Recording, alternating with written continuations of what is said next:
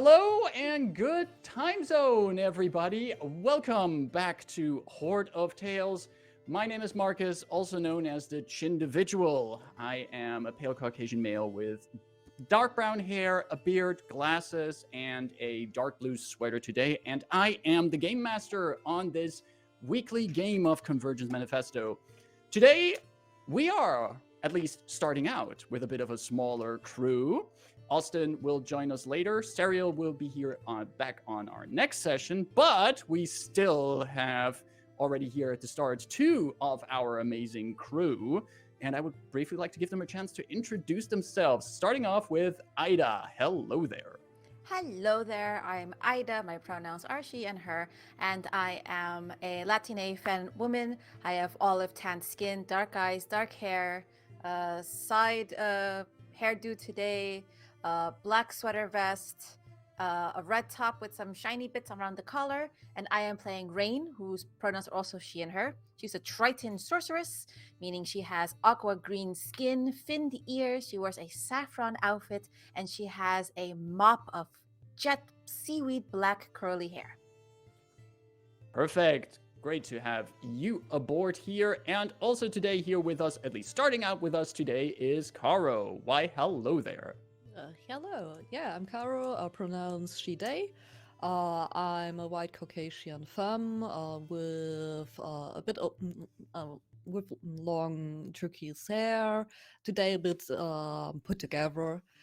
Yeah, I'm wearing a white blouse and an asymmetrical cut black vest on top. And I'm going to play Delphine, pronounced she, they as well, who is a tanned half-elf with rather long, light bluish wavy hair and a scar over her face and with a tricorn hat on her head and generally like rocking the pirate style. That she is. Glad to have you here. And pirate style is the fitting style considering where our last session has taken us and where we're going to pick up. But before we get into that, today we have a special session of Convergence Manifesto because we are raising funds for charity today. Just like our amazing, hilarious 3 Kobolds in a Trench Coat game on Friday, today's session of D&D is dedicated to Streaming for Survivors, which is a fundraising action by the WAVO Rape Crisis Center, who provide free of charge gender-affirming support services to survivors of sexualized violence with shared experience of gendered oppression, including cis and trans women and trans, non-binary, and two-spirit survivors. This is a very important cause that can use all of our help in these times, and we are raising funds for it also today on our session. You can see at the top here, there's a bar that shows you how much funds we have already raised, what we're going for, but you can help us raise funds.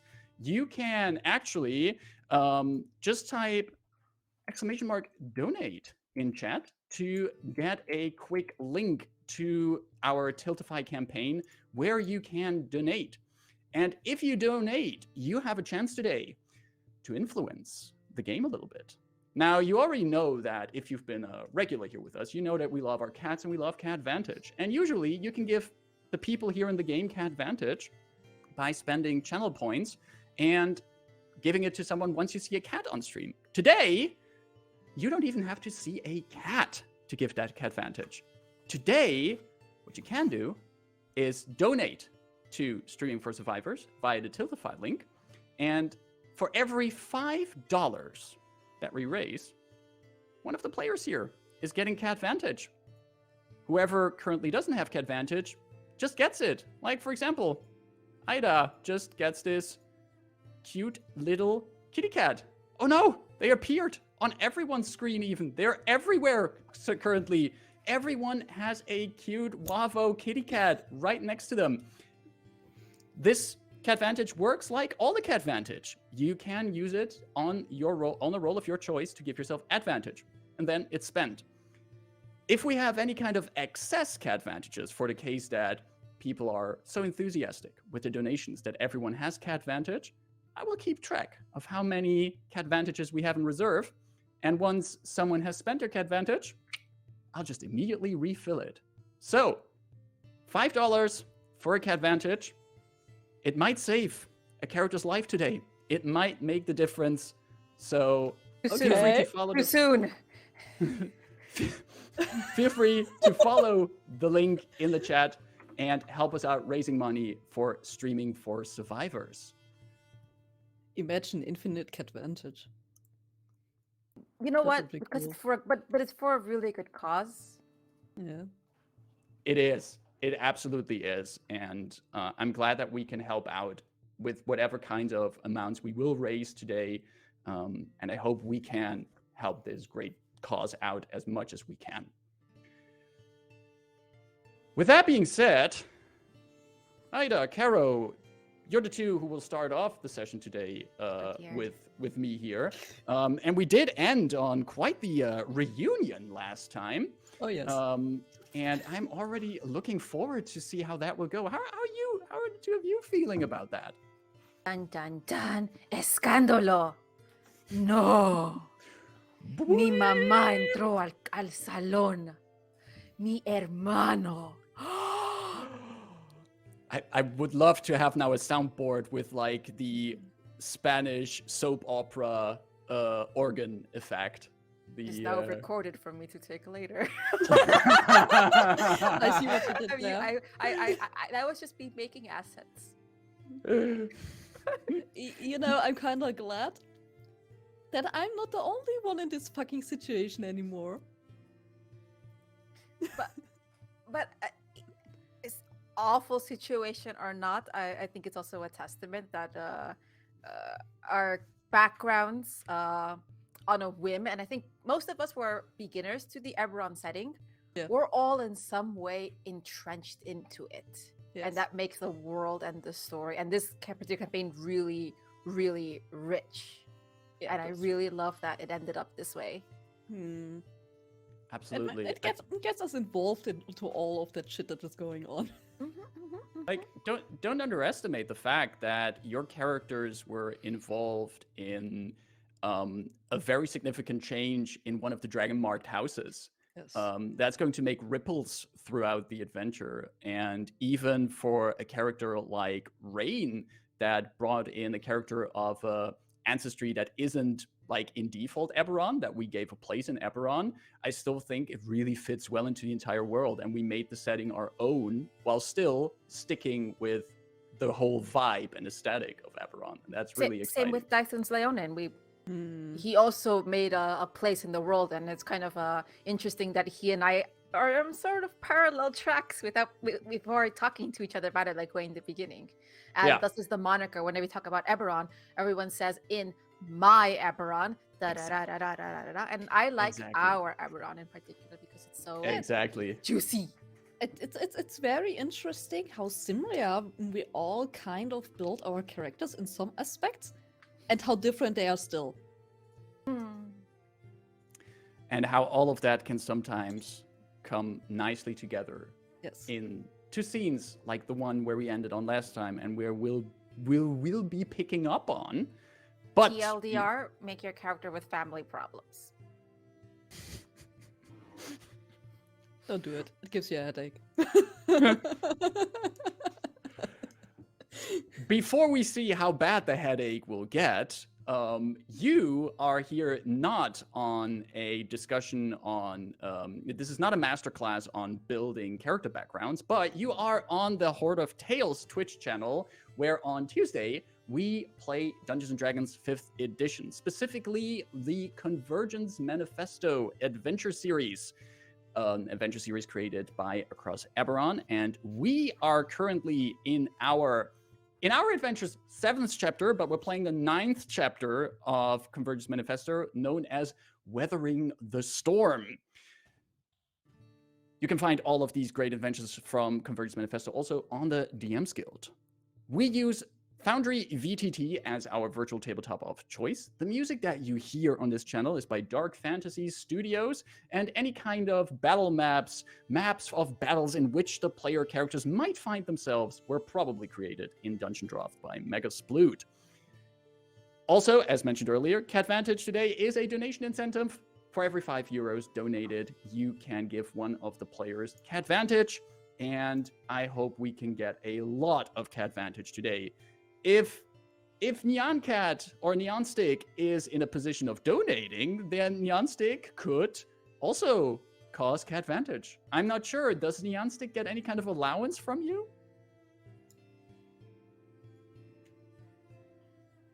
Aww. Well, that is a bit sad. We'll have to talk to your owner. Good cats get allowances. Ow, ow. What's All your right. cat's allowance, Marcus?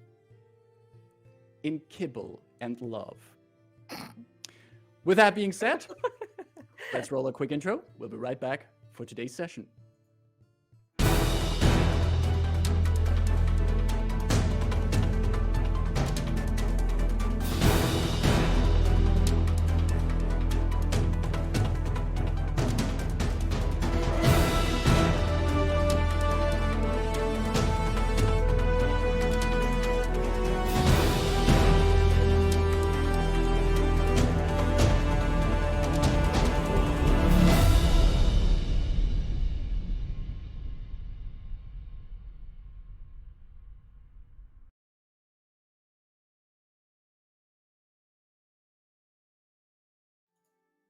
And here we are again.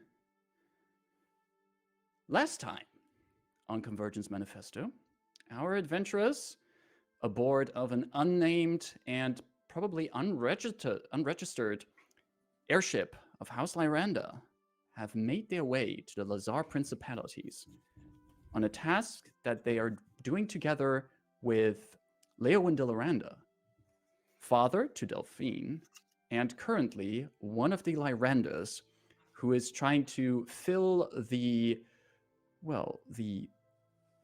void of power that was left open with the death of the matriarch, Esravash de Lyrandar.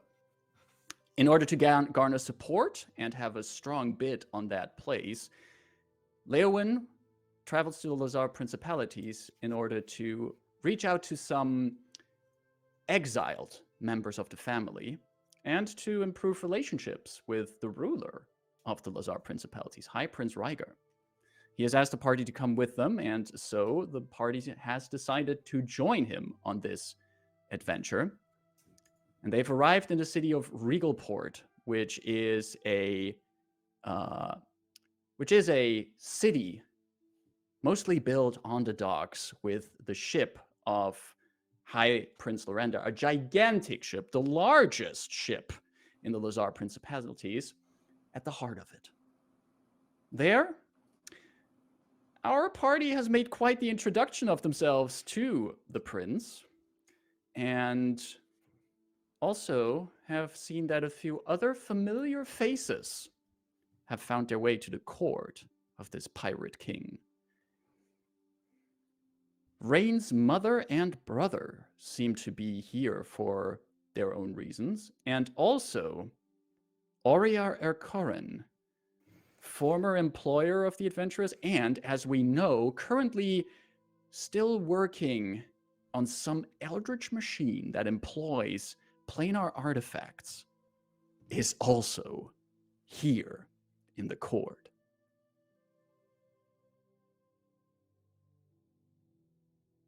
We are taking off on today's session with just a few short moments after the end of our last session. The throne room, if you want to call this place that, of High Prince Rygar, is still filled with pirates, guards, and other members of his court seated along long tables, sharing drinks, making music. And the High Prince himself is currently making the rounds, talking with people, celebrating apparently the fact that he is receiving so many interesting guests today. In this group of people that is here, with this musical backdrop of accordions, fiddles, and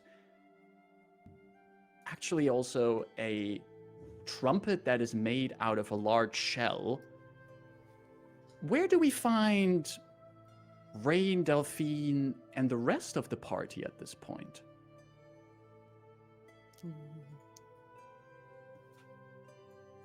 I mean, which drama do we want to cut to first? I mean, we got offered a seat amongst some of the crew, so... That is correct, yeah. So Delphine... I think, like, gathering some, like, acquaintance is a good thing to do in this situation. Making some friends, meeting some people. I wouldn't call them friends, but okay.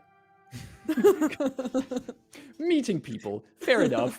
Yeah, well, Delphine, you, Rebus, and Dythun are especially like seated there with a bunch of rowdy pirates. Delphine, would this be? How would Delphine feel amongst this crowd? It's like a very familiar feeling. I mean, she lived kind of like the same life of those people as well for quite a while. So it kind of feels like as if she was set back in time. So a little bit of a trip down memory lane in a way. Yeah, kinda. And for outsiders who actually know that Delphine is normally not that like that open or relaxed or whatever you would call it, this Right. seems like a total change of behavior. This is especially something that probably your companions who've been traveling with you for a while would pick up on. That Yep. You're a bit more open, a bit more relaxed. Rebus is like they're seated there and just taking it all in, and you would notice that Rebus is observing this different Delphine, this different attitude that she's showing. Dythun is also chatting up people here that are having drinks, talking with them, but also he's perceptive enough to see that you're in a different you're presenting yourself differently today. Yeah. There's this one Sauhagen, this fish person that also brought you over here to this table, and he's currently the center of attention here. He's telling this story about how he helped in this underwater raid, like attacked a ship from underneath, chewing his way through the wood of the ship, climbing into the hull, and then sneak attacking the sailors on the ship. And Delphine, you would listen to this story and you would totally get that this Sauhagen is talking nonsense. He's like really, he's spinning a tall tale here. This is like the typical kind of stories, this kind of hyperbole that sailors and pirates share with each other. But the rest of the table seems to be highly entertained by it, especially when the Sauhagen just steps up on the table and he goes like, "I swear it was just gigantic, the hole that I chewed open." How would you respond to that? I mean, basically enjoying the tale as well. It's like it's something that she was used to for such a long time. It's like just listening to stories of made up things and you know. Well, while the Sauhagen is telling this, there's this orc woman who Rayn actually put a hand on her shoulder when Rayn made her entrance here, kind of making her moves towards the High Prince. And at this point, this orc woman had a few drinks. She's sitting close to you, and she looks at you and she says, "You look like you earned your sea legs. You're no stranger to this life, are you? Well, seems pretty obvious, isn't it? She looks around, quickly glances over at Rebus and Daithu and both of them listening to the story of the Sahagin, and then she turns back and says, your companions, they're not really seaworthy, are they? Oh, not really. If you will toss them into the water, they will just sink down. Like stones.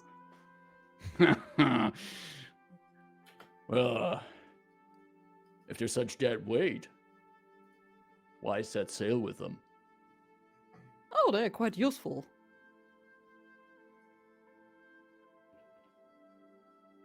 Huh. What do you say makes them good mates to have around? Oh, let's say...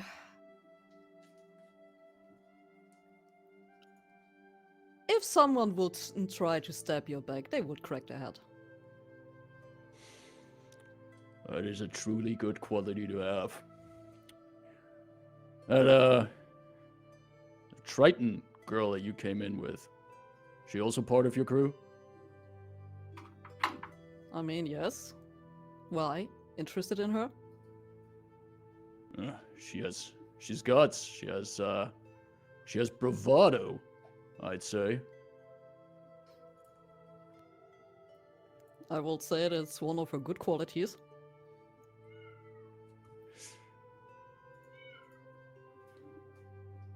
The orc looks over at wherever Rayn is at this point, and just goes, I agree.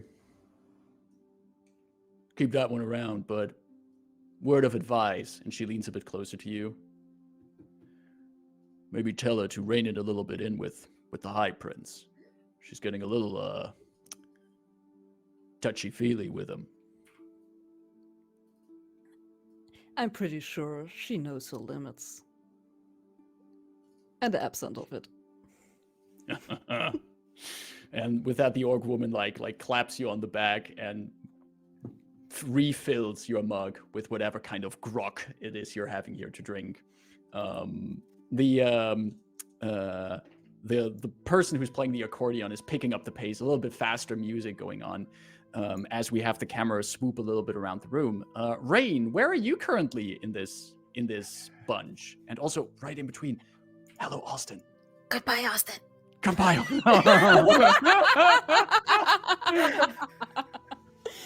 I am here. I just have to log back into my Twitch, and it's being weird. Do the things. We're glad to have you. Rayn had stepped down off the throne and was kind of caught between looking at her companions and looking at the familial mess.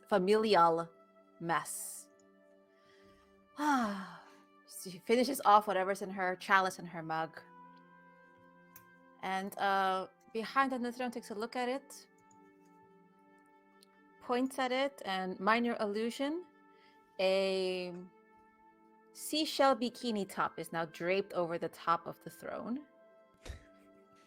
As I walk straight back over to the Tritons and Aurea, and I assume this is towards where the prince went as well?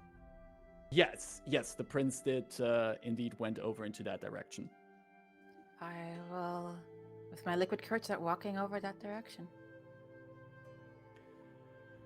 You see that High Prince Rygar is seated close to both Aurea and your mother and Nimbus. And it seems like the most randomly put together bunch of people. They don't seem like the group kind of people that would organically meet and sit together at a table. It's the kind of groups that you see set together on a public transportation bus or something. And Prince Rygar, in his charismatic ways is sitting there making grand gestures, talking, making small talk as you approach, while Aurea politely smiles, responds to some of the things he says, sometimes lets out a laugh.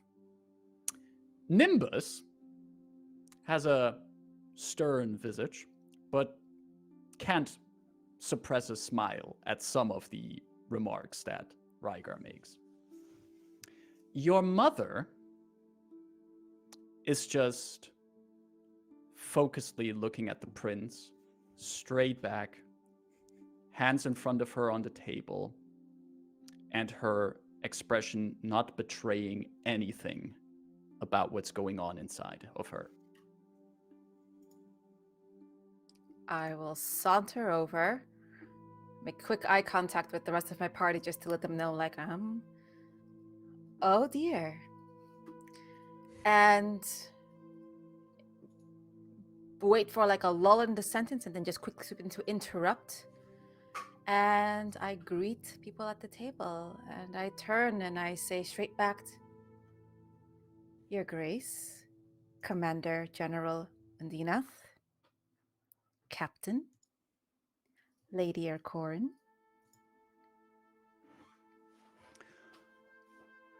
Aurea, you know, Aurea spotted you from across the room. Yeah. She was fully prepared for your approach here. While she does play it like she's surprised, and she says, "Rayn Undinaths, of all the places I would have expected you, Of all the people I would have expected you with." well, fate has a strange way sometimes." Really? I never took you for a believer in fate, Lady Ercorin. One does not have to believe in its... One simply needs to fulfill its role. Quite. And she just, like, she smiles, but you look in her eyes, and it's daggers coming out of them. While this glare is there, you hear Prince Rygar go,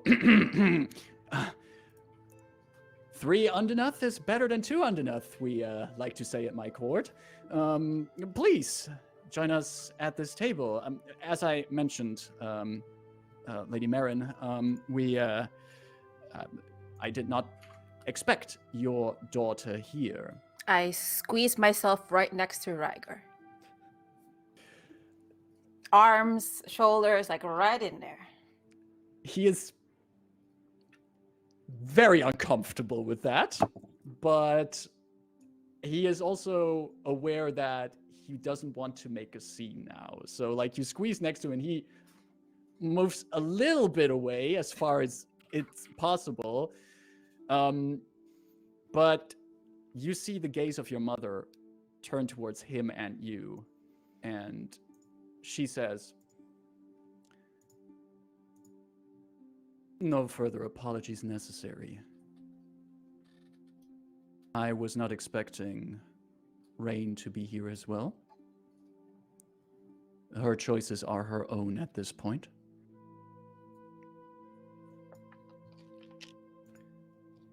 As we were discussing, High Prince, my son and I will be able to escort Lady Aurea and her vessel for further inspections as soon as possible. I do not see the need for too much time spent in your halls." Inspections, you say? With such ranking members of our household, this must be some sort of grand expedition of grievous means.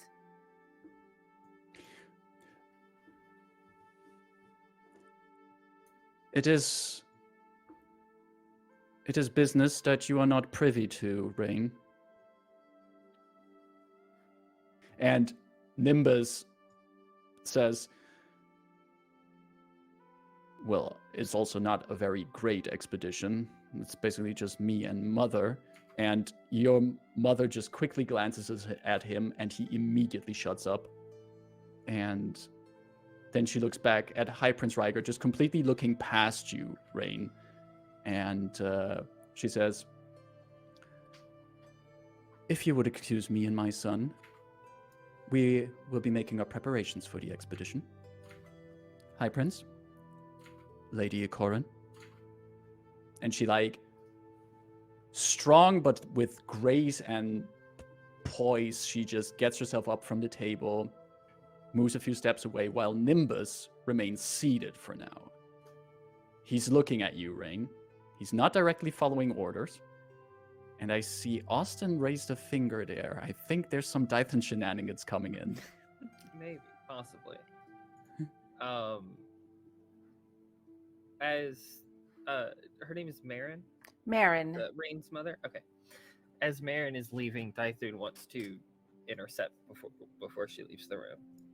All right, we'll go to that in a moment then. Mhm. For now, Rayn, your brother is still seated at the table. And he's not following, like, your mother, Marin, immediately said, like, me and my son will leave. But Nimbus is remaining seated. I take the hint and I open a connection whilst remaining smiling, poised. And I say telepathically, spill. He looks at you.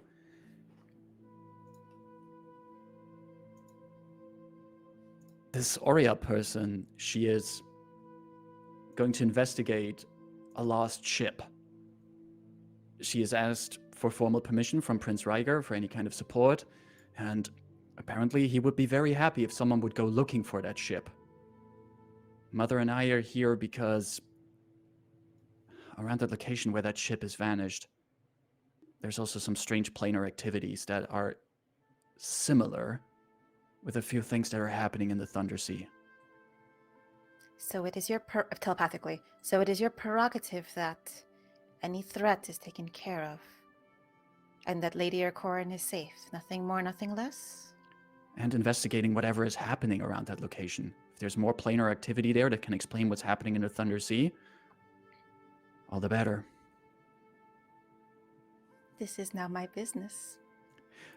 And he's like, he's not used to having telepathic connections and conversations and keeping his, like, outer expression calm, because just imagine there's suddenly a voice and you're like, you want to respond to it, but you don't want to physically respond to it. Like, you see him hold back a gesture of his hands, his expression, and he thinks louder than usual at you and says, don't make it your business. And then, while that is happening, Marin Undinaths is already moving across the hall and is intercepted by Dython. Dython would recognize this person, having seen... absolutely. he remembers. Mm-hmm.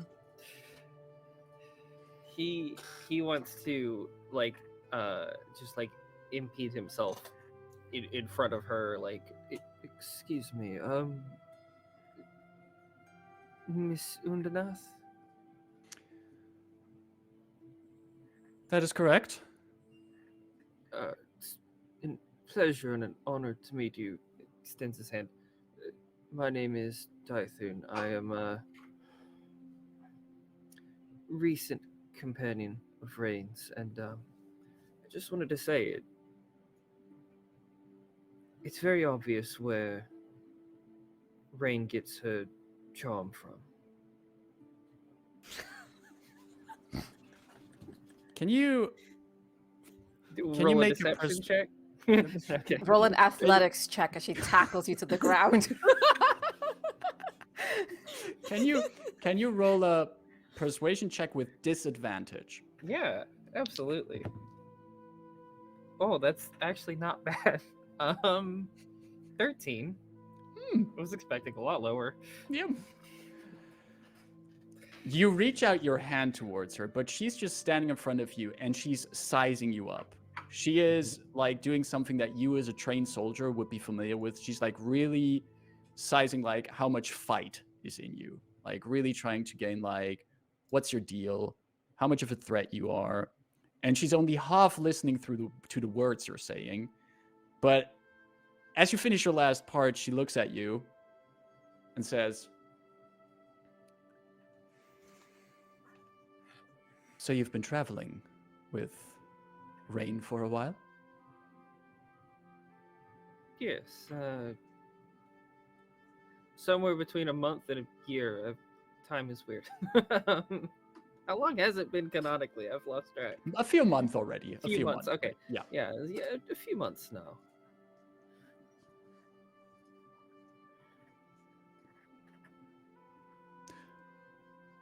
Glad to see that she's keeping strong companions. She's quite strong herself. I admire her a lot.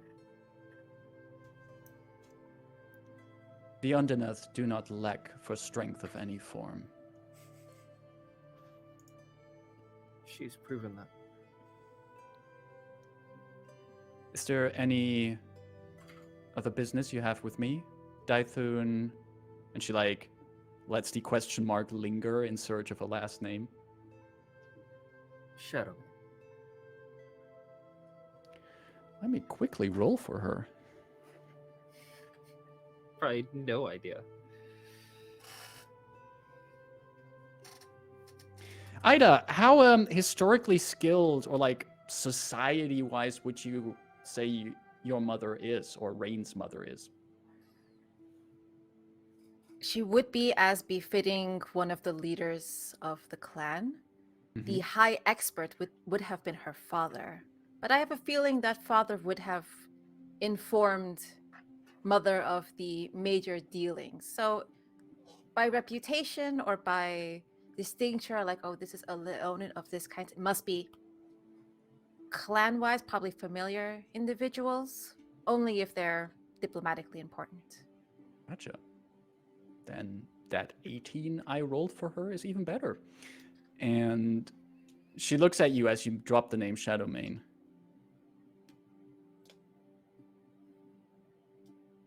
Did Rayn pay for your services? No. Not quite. A Shadowmane out and about without a mercenary contract? Things are a bit complicated, but we were aligned due to similar interests, and quite honestly, I've chosen to stay by Rayn's side. We are become good companions, I would say, with mutual interests. Comforting.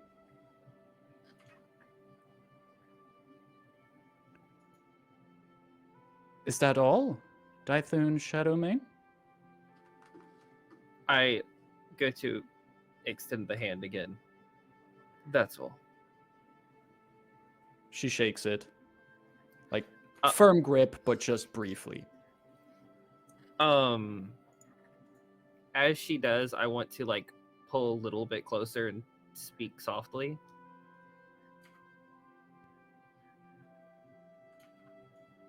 From my understanding, I think you heavily underestimate your daughter, but that is not my place to say. And then I give a nod and start to walk away. You don't even give her time to respond? Mm-mm. I don't think Dythun's necessarily that interested in what she has to say. Power move. He just wants to make a point. Like, you just walk away, and she looks over her shoulder, first at you as you walk away, but then she also realizes that her son is still seated at the table, and you hear her very firmly say, "Nimbus." And that's where then, Rayn, your conversation with Nimbus ends, as he, like, gets up, looks at you, just quickly does this thing at you, and walks away. I shall visit later. I wish to inquire about the family. Looking forward to it, Nimbus shouts as he moves away. If I can catch the eye of Nimbus, I want to give him a wink. Roll me a persuasion check with advantage, please. Ooh, okay. I mean, Nimbus is hella distracted right now. Oh, much better. 18. So Nimbus was like, he didn't notice you at first, Dythun. He's like just following his mother that calls. He turns around, almost bumps into you, looks at you. Oh, I should have known you are also here since Rayn is here. Good to see you again, Dythun. It's good to see me.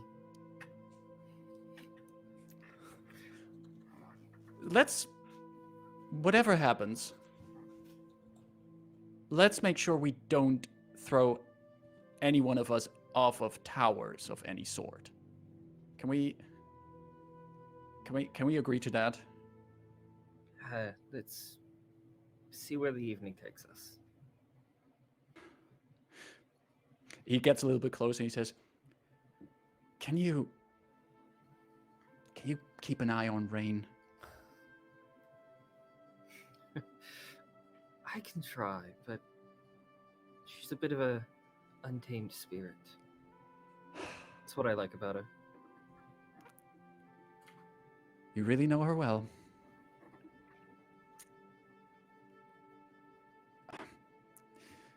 I'll catch up with you later. My mother is not a patient woman.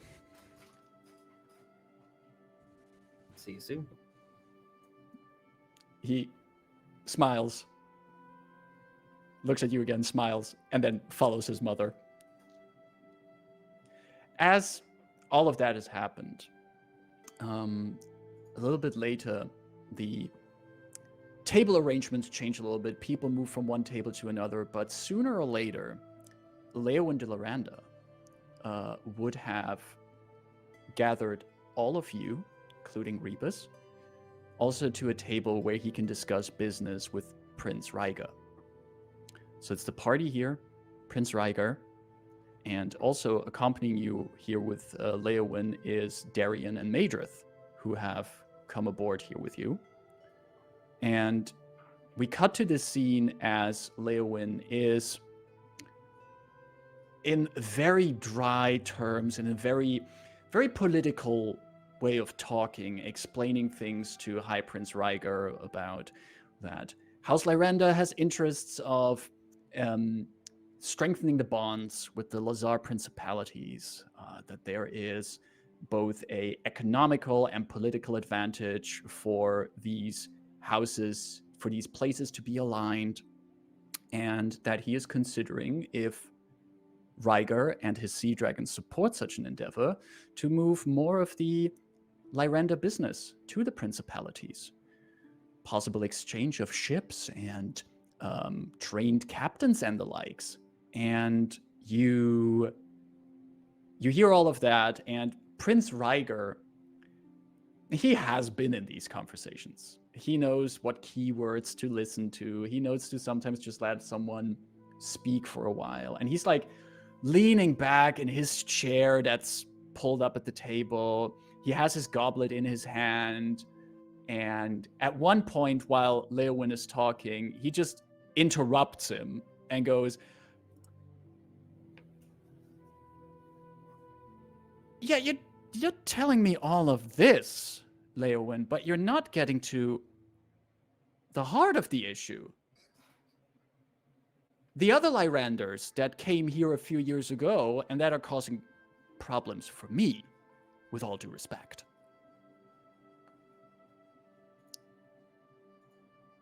Leowyn just goes, "That was a matter I wanted to move to. I am aware that there are some excoriate members of my family here, and I was wondering if we could work on contacting them."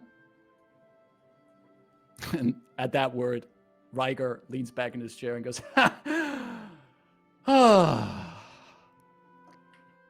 And he looks around the table, looks at all of you.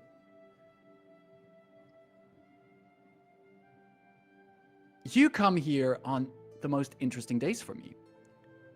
Not only do I have people here who want to find a missing ship for me, Do I have people here who want to investigate some strange magical things I have no understanding of? Now I also have people here who want to help me with my Lyrander problem. Ah, really? The sovereign host has blessed me today. But how are you planning on dealing with these exhausted Lyranders? I can tell you, they are a real problem. You're at that point in the conversation. Any one of you who budges in, does something, adds something. I would actually. Oh. What kind of trouble do they give you? As far as I know, there are, in the principalities, there are quite a lot of larger fleets around. There are. None as large as my fleet. Sea Dragon fleet is the largest of fleet course. in The the Principality. largest, the thickest. Absolutely. And, however, and he looks at all these Lyranders at the table. There's a certain advantage you have when you're blessed with one of these dragon marks. Especially when it's a mark that allows you to pilot elemental vessels. Now, these Lyranders that I have problems here, they fortunately don't have an airship. Not yet. If I were you, do you know where your keys to your airship are? Bad joke. No, but they do have an elemental water ship. Allows for very fast movements. And their captains are very well trained at what they do. They can come in fast, harry my ships, and plunder where they want to plunder. They're a wild card. I can't really... I have many other enemies I have to deal with, and I can't focus all my attention on these Lyranders, or how they would like to call themselves, Bright Winds.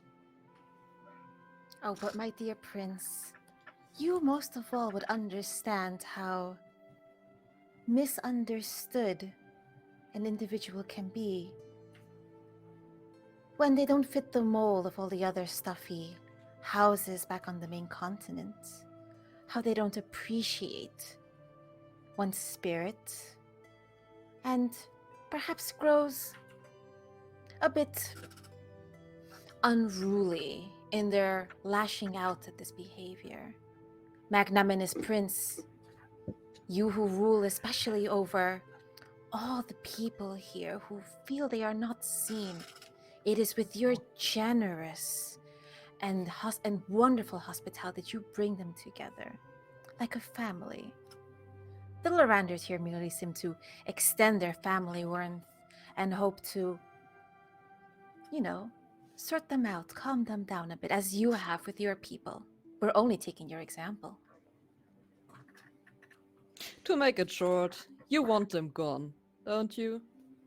It would be our advantage to, let's say it,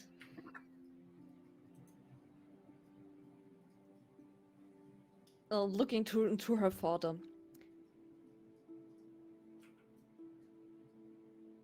Like, taking back what was done to them, I guess that's how it's called. Revoking their exorciation, yes. That is an option I want to offer. Depending on what kind of crimes they have committed here in the principalities. To which Riker says, crimes. Maybe in other parts of the continent what they did would be considered crimes. It's not like they went around and just blatantly murdered people. They've plundered ships, they sunk a few ships, they conquered an island here or there. They might have planned my assassination 4 times as far as I know, but I wouldn't call those crimes per se. No, not at all. What a generous and kind prince. I mean, the sort of things you're describing pale in comparison to the tenets that are enshrined in that glorious painting we passed, you and the Treaty of the Thronehold. Those are indeed things that must be considered. I mean, if you were to find out people that are in your circle or trying to get into you, trying to break those tenets, you would be most upset, wouldn't you? Like, especially at the moment where you mentioned that picture that you saw, you see him like perk up, change his posture a bit. I think the people of the principalities forget that sometimes. It was I who put that signature on the treaty. And it would be most blasphemous if someone were to work against those principles under your wing, within your sphere of influence. While Rayn is talking like this, how does the rest of the party respond to this? Like, how she's approaching this? As a player, I'll remind, because I went deep into my notes, Aurea Erkorin was potentially looking into creation forges. One of the things that ended the war enshrined in the Treaty of Thronehold was the vow to stop creation forges and the emancipation of warforged, therefore. So Aurea's goal would be in direct violation. And she's not saying that's what she's doing, but we know that's what she's doing. So that's Ida's a player above the table sharing the notes in my head. Mm-hmm. I think. No, you go first. Yeah, I think Delphine will be looking kinda annoyed at all the talking. Like, also visibly, like, rolling her eyes. Right. Dythun seems like he's very invested in what's being said, but he's actually paying more attention to, like, how Prince Rhaegar is, like, responding, what he seems like his actual intention is, and, like, is all of this just a front? Like, when we walk back out that door, are we gonna get stabbed in the back? Like, just kind of watching, like, does he actually believe himself what he's saying, kind of thing. Right. It just feels weird that, like, this Lyrander ship has just been, like, welcomed with open arms, and we're, like, dining at his tables, and it's not sitting well with Dythun. Dythun, if you pay attention to that, you would definitely know that he's playing pretend with how he presents himself at this point. He's presenting himself very magnanimous, very welcoming, and warm, but there definitely is something underneath there. Okay. And what is under there is a little bit revealed as he leans forward and says,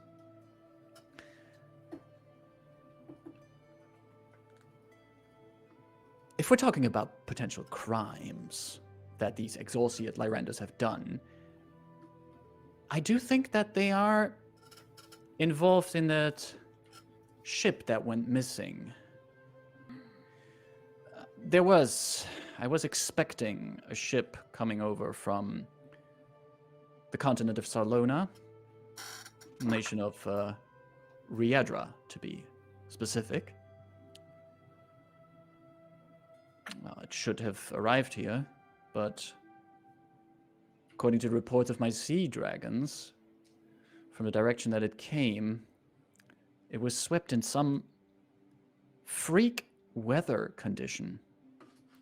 And trust me, we here are experts at predicting the weather. I don't think anyone at this table is as good as predicting the weather as I am, to which Leowyn goes, certainly not. And Rhaegar continues, we've been trying to get to wherever that ship has vanished, but strange storm, strange weather occurrences keep surrounding it. I am pretty sure that maybe one of those ex-Lyranders is involved in that. I don't know how yet, but I think they are. Now, I have Tritons coming here requesting that they can go and investigate that strange weather, planar anomalies, Lady Marin called it. I have no mind for that matter. And then I have a gnome coming here who is willing to aid in retrieving the cargo of the ship, should anything have happened to it. And how much do you trust them? Oh, I'm using this also as an insight check. he just says, like,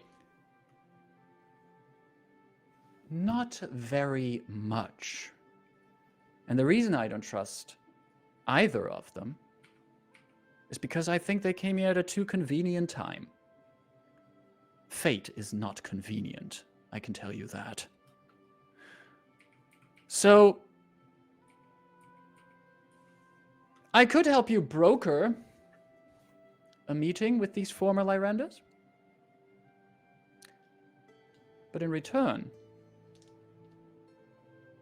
Yes, I will could go use- on a date with you. he closes his eyes for a moment, inhales, exhales. In return, I need some other party to check in on that lost ship. I don't want to have any Tritons. He quickly looks at Rayn, no offense, just Understood. around there without supervision. I don't want that Erkoran noblewoman there without supervision.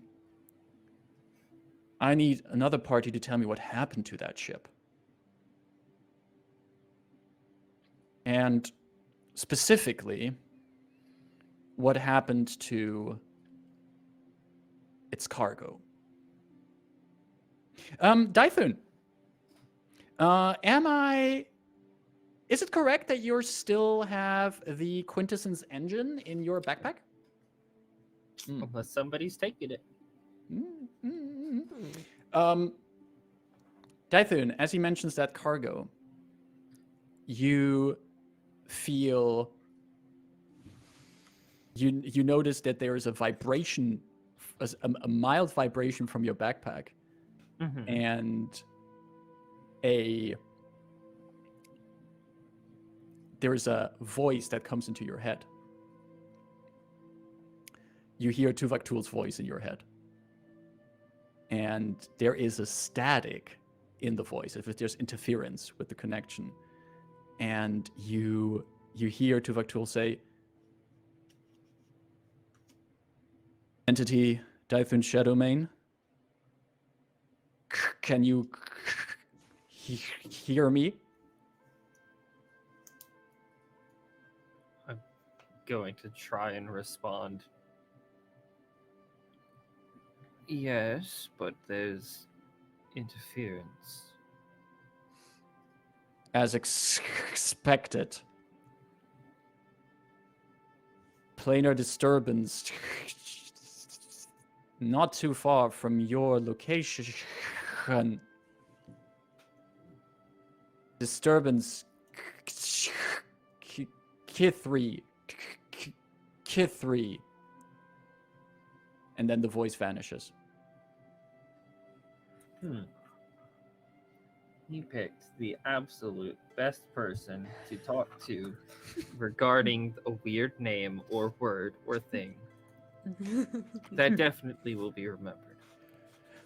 While Delphine hears that, Ryger got up from his chair and says,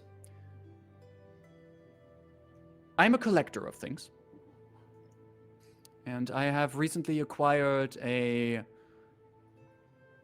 fascinating object from a colleague in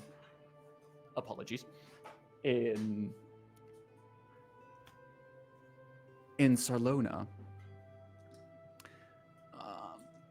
An interesting, let's say, artifact. And it is the most prized part of the cargo. It's what I think the technical term for it is an orrery, kind of a small orrery, something that shows the movement of stars and the planes and the moon. The motion of the ocean. The motion of the ocean. Yes, that is what it does. And I cannot lose that to the ocean. So, if you're willing to aid me in this, supervising what is happening on that ship and seeing if you can retrieve this item, I will gladly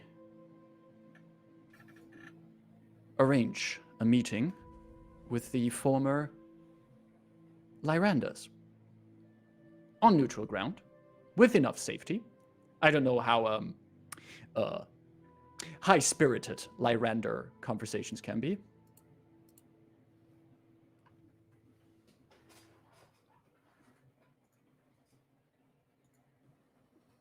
Sounds interesting. I'm in. And Prince Riker, you are correct. There are nefarious underdealings, especially with the Irkoran. And it is not my place to excuse the behavior of the Tritons, but they are a bit single-minded often and can get swept up in intentions.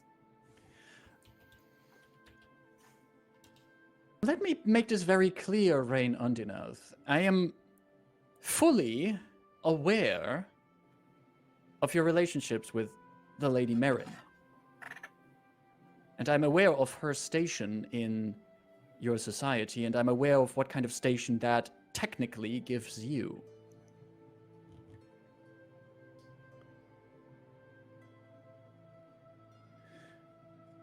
Therefore? Well, no therefore at this point. Just wanted to make sure that we're on equal footing here. We would be on equal footing, title-wise. You see him smirk at the implication of that. And he then says, those are matters for another discussion in another setting. My.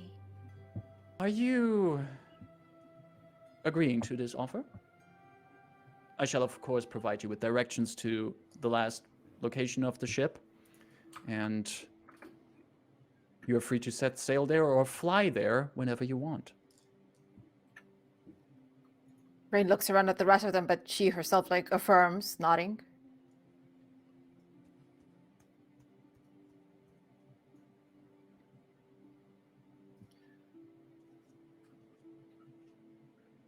Prince Riker,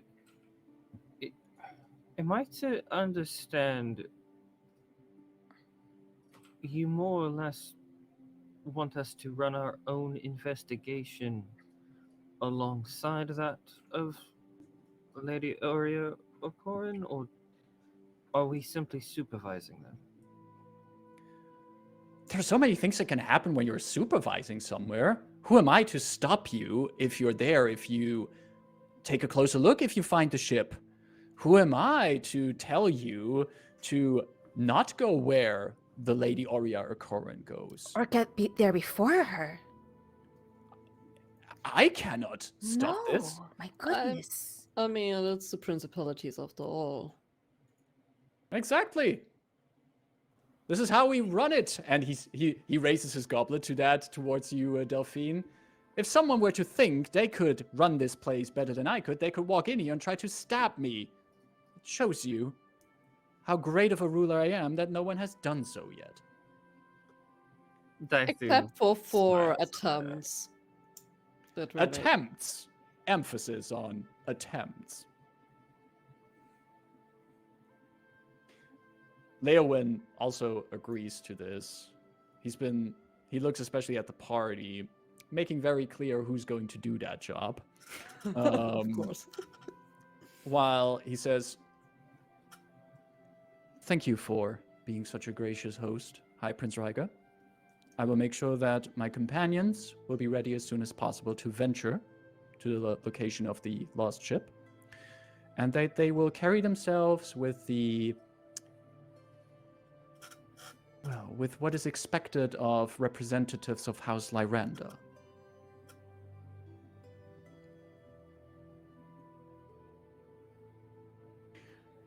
I make no All right, promises. Prince Ryga says, slams down his goblet. "A few more rounds. You can have bunks here in the side room, so you can go back to your ship. I'm not your boss. I'm your High Prince. Come, music!" And he points over at a quartet of musicians that was just waiting there until they got the instruction again to play music, and they pick up their instruments and make some music again as this conversation here slowly wraps up. And this is a good place to take our first break for today. We are going to take a quick 5-minute break. Thanks everyone. Thanks for the Raiders dropping by here. Great to have you with us. We're also raising funds today for Wavo Rape Crisis Center. There's the link to the donations in the chat. If you want to help these people out here as they're going to explore a lost ship somewhere, you can donate via that link. For every €5 you donate, they get Catvantage, which they can use to give themselves advantage on a roll. So feel free to see if you can help them a little bit out, and especially help out the great cause of Streaming for Survivors from Wavo Rape Crisis Center. And we'll see you back in 5 minutes for the next part of the session. Back See you in 5. soon. And we are back for the second part of today's session of Convergence Manifesto. In our first part, our party has had some conversation with family members, some conversation with pirates, and a lot of conversation with a pirate king of some sorts, finding out that they can help in finding a lost ship somewhere in the Lhazaar Principalities in order to get a conversation with former Lyranders who might support whatever Leowyn de Lyrander is planning. Now, as we pick up again, party, how much time would you need to prepare for this task? Would it be more like a matter of, here's the map to where we saw the ship for last, let's head out? Or do you require any more time here in Regal Port? Basically that. Give me the map. Well, I think it also depends on how fast the other party is going out. And if we have some space private to ourselves, Rayn will share what you learned from Nimbus. Okay. I would say if you want to, depending on how your party wants to do it, you can stay in you can stay in the ship of High Prince Ryga. He has rooms, accommodations for that. But you could also like get back to the airship. It's just like you basically sail back out of this big ship and get lifted back up to the airship. That's an option. So you would have, if you wanted to have like a real private prep and conversation session, the party could just get back to the airship and exchange information. Do you think Rayn's okay wherever, as long as it feels private? Then let's just go with that the party would head back to the airship. You have your rooms there. There's the nice view on Regal Port, and the 4 of you, including Rebus, are in a room in the airship where you can exchange information with each other. Where is Haral in all of this?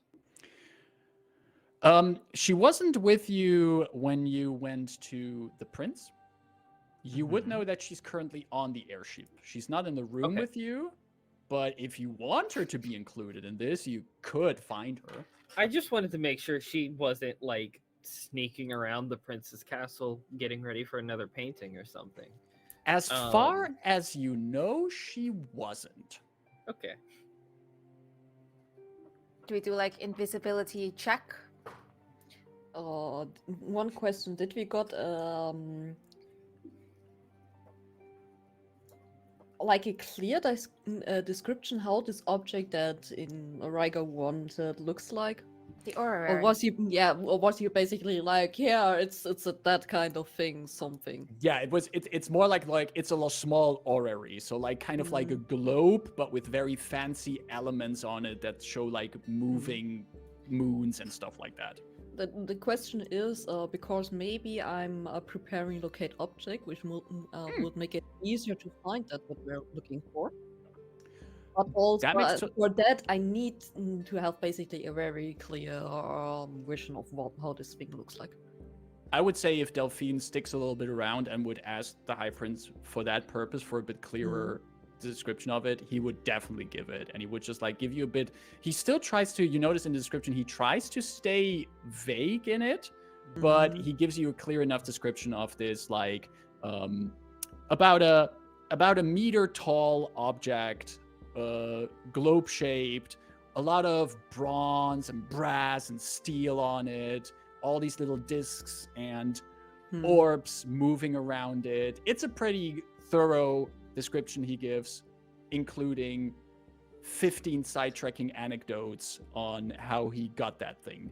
But you get a clear description of if you were to use locate object, you could use that description for it. Okay, cool. So, we have everyone in the room at this point. You invisibility checked the room, didn't touch anything there. Rebus is also there with you, and they say, this was quite a confluence of people we met.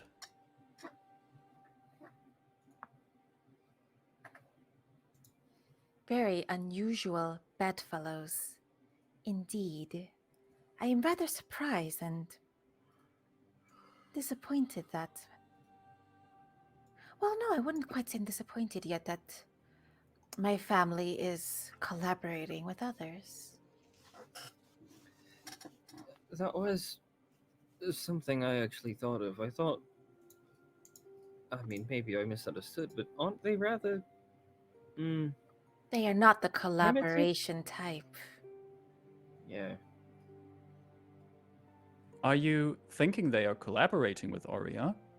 From what I gathered from the description of the prince, it is more that they are investigating different things on the same location. For me, it sounds like as if they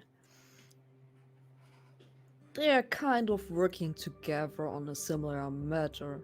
And if Aurea is here, that means one of the items she is looking for is there as well. That's absolutely the point. I don't think my family knows about Aurea's goals, but artifact or not, they are interested in the planar disruption. It's very much the case that the Tritons feel like they are using Aurea. The Aurea knows she is using the Tritons. How much are we betting that the item that Prince Rhaegar wants is basically the same thing that Aurea is looking for? And the challenge is that if they are going to they're going to a wreckage, and Aurea is being escorted by two of the strongest Titans, it's going to be rather challenging to keep up with them. So here's another problem that we're having. I think from all of us who are able to breathe underwater, looking at Rayn, you're clearly the one who can do this, and looking to Rebus, you might be able to do this. The rest of us is basically dead. Are we going in the water? I mean, it's a sunken ship. I think it is, at this point, as the prince mentioned, a lost ship. We're not sure yet if it's fully sunk. Could be on the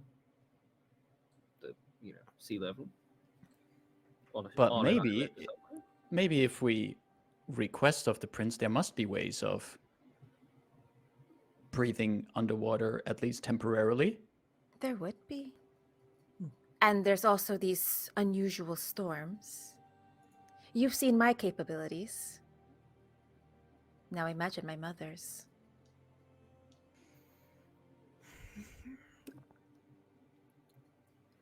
I know that there are things that helps you to breathe underwater.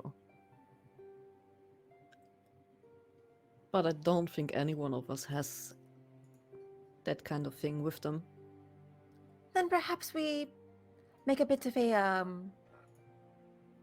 we talk to the grain caller.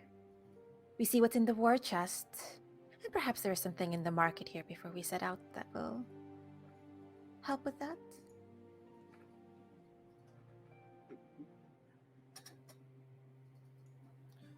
While we're alone, with the plane of disruptions still in mind, does the word Kythri mean anything to anyone here? Does that word mean anything in combination with planar disruptions and in combination with storms? Yes. That the Tritons themselves would know. Would Rayn have an inkling? Yeah, but not on for Delphine, not on the Triton wisdom, but probably on that what brought from her family. Everyone can give me an Arcana check, please. Can I? Yes, you can. Cool, that's a -1. That's an 11. That's fucking good. That's fucking good. Oh, I rolled bad. I got a 13. What was it? Arcana. Arcana, yeah.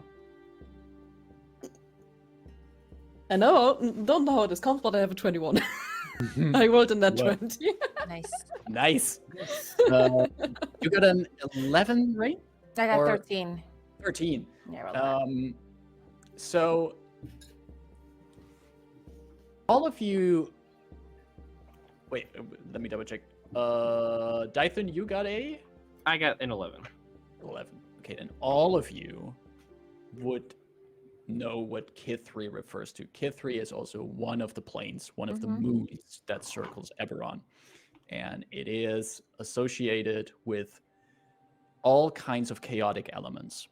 It is a plane that is basically the polar opposite of Danvi. And Delphine, with that role, you also know that Kythri is basically said to be a roiling mass of land, water, magma, all kinds of elemental forces that are in permanent change. There is no rest, no consistency in Kythri. And wherever it manifests into the material plane, it creates vast amounts of chaos. And if it manifests in the sea, in an ocean, Kythri manifest zones can birth the wildest, most destructive storms that come also laden with strange arcane effects. You have heard of ships that basically vanished in those kind of storms, or the crews of the ship who decided to sail through them and sailed back out of them were forever changed by its strange mutating ways.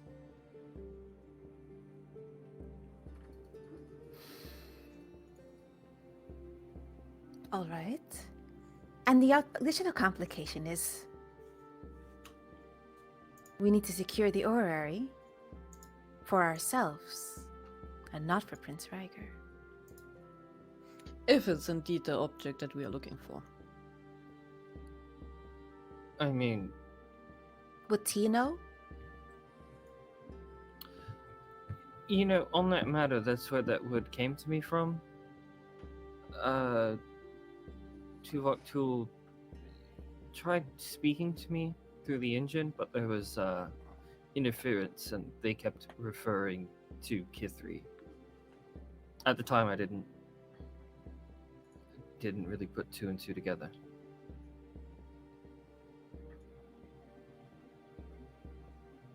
All We right. could try contacting them.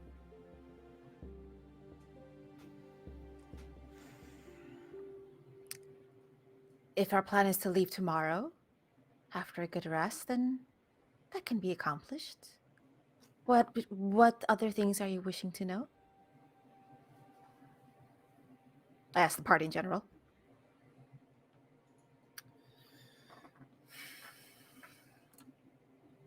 Will we be safe bringing an airship there? Highly unlikely. Yeah, that's what I was I thinking. wouldn't do this.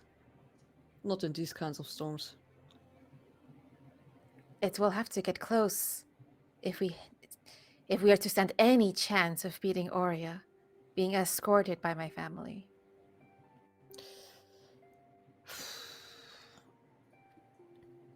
I mean, this is the only ship that we are having. There's like boats that come off the airship, aren't there? Yes, The way we got to Ice White. Mm-hmm. exactly. Yeah, I wouldn't use them. For short travels, yes, but long travels, no. Or we could do the old fly extremely high above any storm system and drop in. The old true and tried. I mean, drop in where? I mean, we have a general idea, but I mean, it's not like we have a pinpoint location of here is the ship. Then there's also the thing that we don't know how large this storm is. Just flying over a storm. It can work, but it can be also very risky. What is it I should ask Tuvoktul? Get us a proper ship.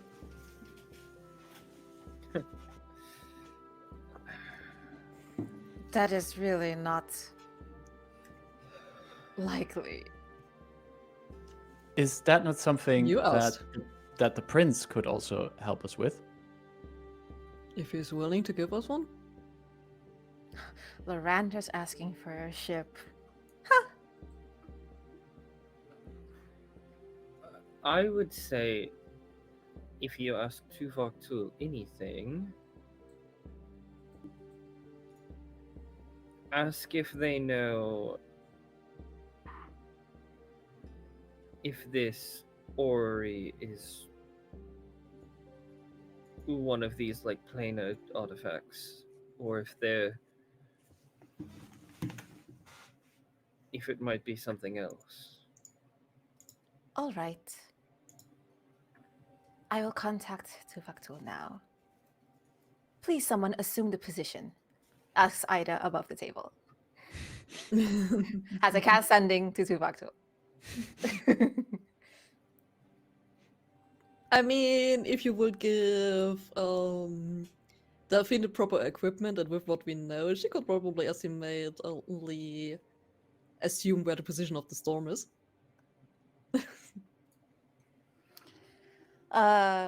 Expend spell slot. 3rd level. Here we go.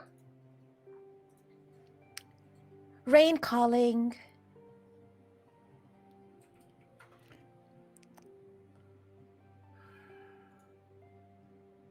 Encountering disturbances from Kythri. Can you confirm? Is the artifact an orrery? And will handling it kill us? Or how should it be handled?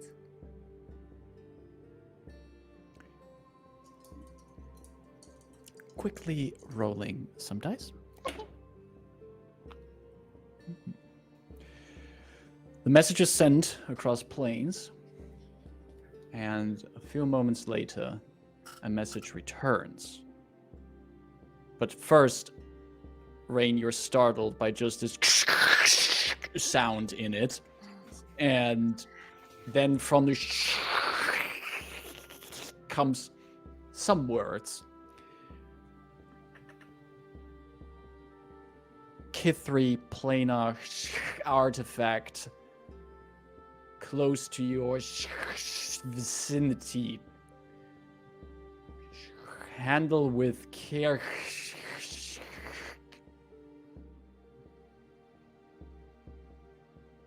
Object could be the one you're looking for.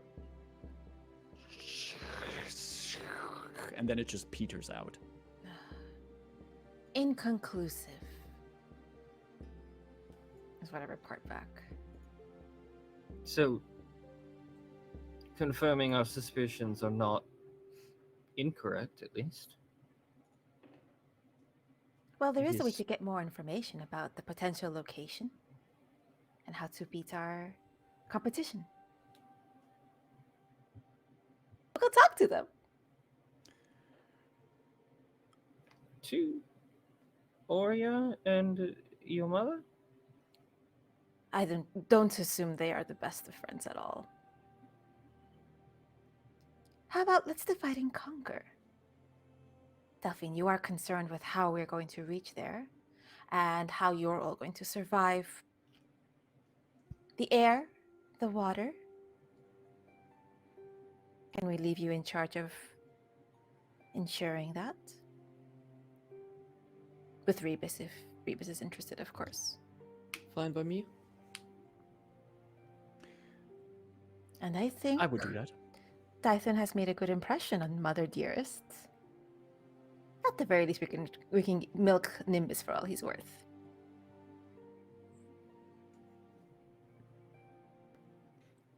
And if there's anything you need, I will hand my sending stone that is linked to Dyson's sending stone to Delphine. Okay. All right. So she can initiate contact. All right. So Either basically, the players recommending splitting the party for information Mm. gathering before we go out. Yeah, that makes I like sense. it. So basically, most of the party is going to check in with Prince Ryger to see if they can get a ship and any kind of tools to survive underwater. First, like having a discussion with Maedrith and probably her father to discuss how safe it will be to take the airship over there. Mm-hmm.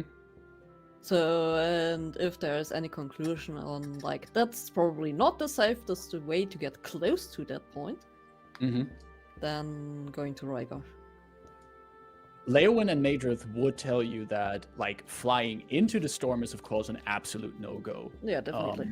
But trying to get as close as possible with experienced pilots like Maedrith would be an option, but it would still result that for the rest of the party to actually get to the storm or wherever that lost ship is inside that storm, you would have to cover the rest of the stretch by the boats that come with the airship, these smaller boats. So you could do a similar thing that you did with Ice White Isle, where the airship gets closer, but you will have to do the final stretch on smaller boats. Which might be the most risky part of it, because they are smaller boats, heavy winds, Yes. heavy waves, and... Exactly. How good can Typhon swim? I mean, he can swim just fine. It's a matter of does he want to. I mean, it's an athletics roll to swim, so Exactly. So, yeah, but we won't probably need more than just swimming to if we're reaching that storm. Okay, and then also on a visit with Rygar about that matter. yeah. Because I don't want to sail with a nutshell into a storm. So you want to still check in with Ryger Yes. for a proper other ship and any other kind Yes. of equipment. With the... Ryger did already tell the party that he's willing to support them in this endeavor. And he's willing to borrow you, to lend you one of his vessels. A ship with two masts, quite some capacity in the hull. Comes even with a cannon or two, in case that's necessary. But it is a loner. If any kind of damages happen to it, or you lose that ship, he's going to put it on the party's tab. And ships are not cheap. I know. So he is at least willing to provide you with that, but with the caveat of if something happens to the ship, you're covering the damage. on it. And I take out of the kindness of his heart, he's going to provide potions of water breathing to every party member who needs them. Oh, nice. Perfect. So, is Rebus able to breathe underwater as a Would still need- technically a would- constant? I actually have to double check. I'm not sure actually. Since Rebus technically doesn't need to breathe. Yeah, but technically cats have dark vision in the real world, but in D&D for some reason they don't. So I mean, there's unless still it specifically says can breathe underwater, then Rebus needs magic logic. There's quickly just double checking that's in the racial traits for them. Features and traits. Feature traits. You have advantage on saving throws against poison. You don't need to eat, drink, or breathe. See? So, yeah. So we Rebus need does 2 not. potions. 2 potions. It covers you with each a potion of water breathing. Okay, mean, I if take he's the willing ship to and I give take us the 4. potions. Would Delphine's guns work underwater? No. No. That's there's gunpowder in there. It's if it gets wet, it's like Get yourself a backup. Still has a rapier. and So I have melee. a ton of daggers. Yeah. Ranged attacks underwater. Well, Are oh at god. disadvantage up to a certain range. You automatically gain resistance to fire underwater, but there's also a whole lot of other stuff.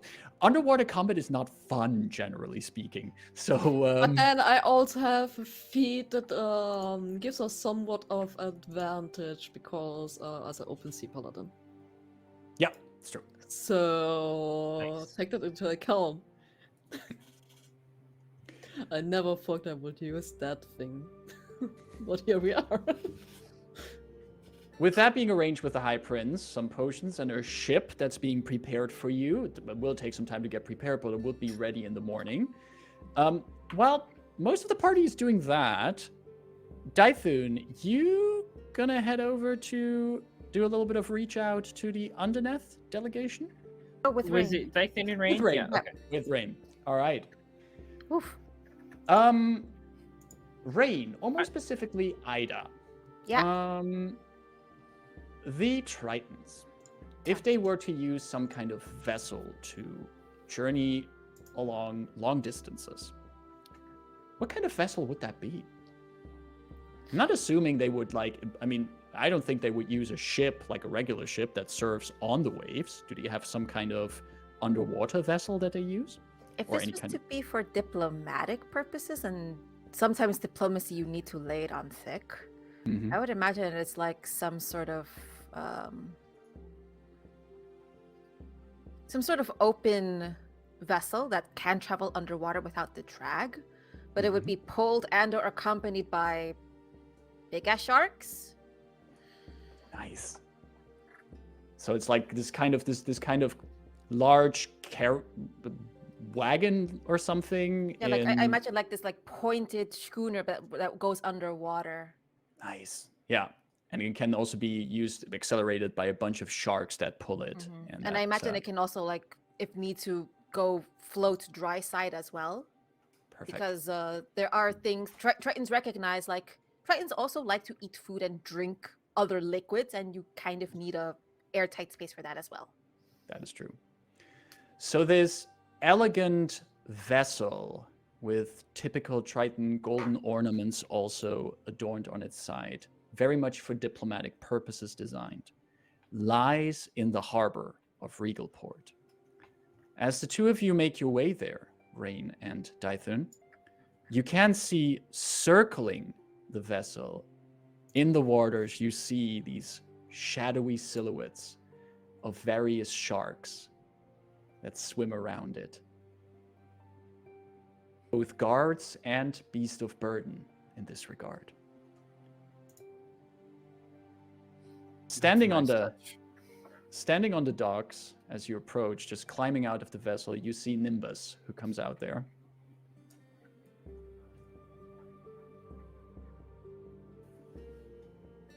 Dythun, sister. I did not expect you to come here to our ship. I'm hurt. I thought we were going to catch up. Is Mother around? She is. You want to speak with her? Is she alone? I think Mother is never really alone, considering all of the thoughts in her head. She's always with some kind of thing she's analyzing in that mind of hers. But in a physical way, yes, she is alone. Well, it wouldn't hurt to prep you first before we talk to her so you know what the heck is going on.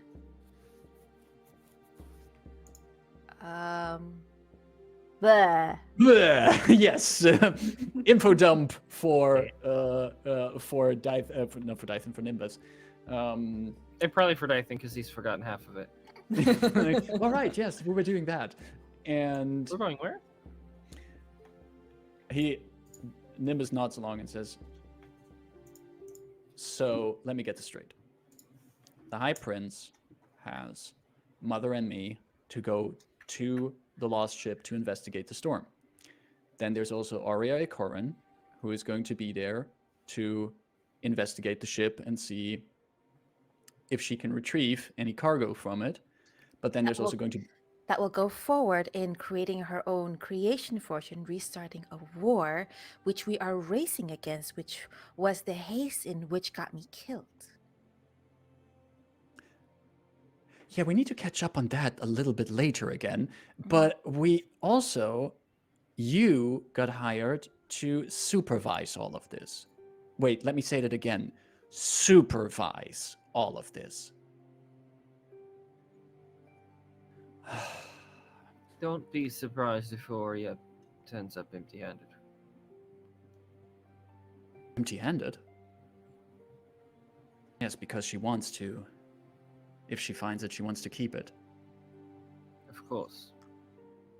And And if you she and does Mother... show up Go ahead. empty-handed, be sure to make sure she actually is.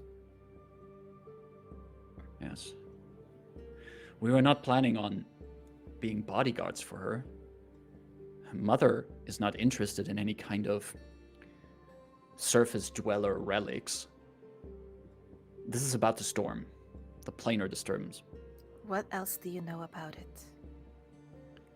I know what was told to us in our training. What new thing? He looks over his shoulder to the ship. Let's take a little walk on the docks. He takes you a little bit away from the majestic Triton vessel. Yes, Dython. I'm gonna hang back a second and let them walk ahead. Just kind of do a 360 look around. If nobody's immediately looking at me, Dython is gonna whisper under his breath and cast detect magic. Dython that casts detect magic. Fascinating. So, for 30 feet around him, if there's any kind of magic, people invisible, anything like that, scry orbs, he's keeping an eye out for that, as well as like normal eyes, making sure nobody's following. You would like... Has Dython practiced this before to attune his senses to that? It's probably one of like the first 3 times. Like it's not a... It's very recent, for sure. So you're still getting used to the fact that you open your senses to this extra layer of information around you. And you have learned already in your early times that the world of Eberron is a place that has magic everywhere. There are so many faint auras and traces of it on many places. So one of the first things you had to learn when learning this capability was to tune out things that are ambient in their nature. But you still pick up on like the powerful auras. And looking around, the Triton vessel is imbued with magic. There's some transmutation, evocation, and a little bit of conjuration magic worked into that. Quickly glancing around the docks, there's the wood of the docks. There's some faint transmutation magic worked into it to make the wood more sturdy. You've seen this in Sharn as well, where some parts, especially in the upper parts, are reinforced with transformation magic. But as you look around, you notice, not too far from you, a vaguely humanoid shape covered in illusion magic.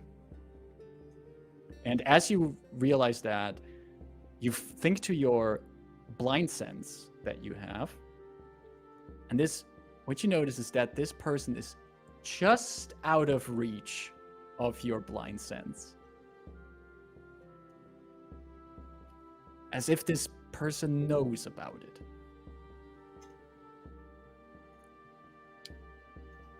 I'm going to nod in their direction and see if there's any...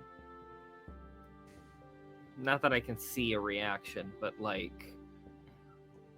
see if they move away, see if they approach, see if there's any recognition. The trace of illusion magic, yeah, you can't, like, your detect magic doesn't give you like perfect vision of that. You just have an idea there is illusion magic here and about how much of it's covered. You have no idea if this trace of magic is looking at you. What you do know is that once you nod, the trace moves under the docks. You hear no splash of water, but it seems to like vanish under the docks. Okay. I'll catch back up to the other two and just kind of whisper over Rayn's shoulder. We're not entirely alone, but I'm not sure if it's our painter friend or not. Ah, noted. Very astute of you. Nimbus, your security detail is lacking. What? We've scoped out the entire place. There shouldn't be any kind of threat at this point.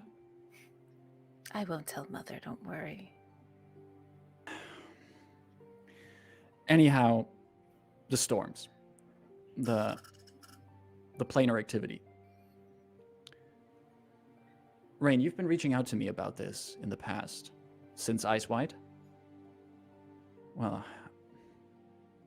since whatever happened on Ice White, we've been tracking strange activities around our settlements. Animals behaving erratic, people having bizarre nightmares, and sometimes people just vanishing into the dark of the ocean. Just swimming out into the Thunder Sea, not returning. At least, not all of them. We've had some of them come back days later, just speaking about how they've stared into it, that they have its gaze upon them. And we've been working overtime trying to find out what the source of that is. Our sorcerers and magicians have been investigating this, and we're tracing this back to a possible planar incursion from the plane of Zoriat, which is linked to Ice White Isle. And whatever was kept there,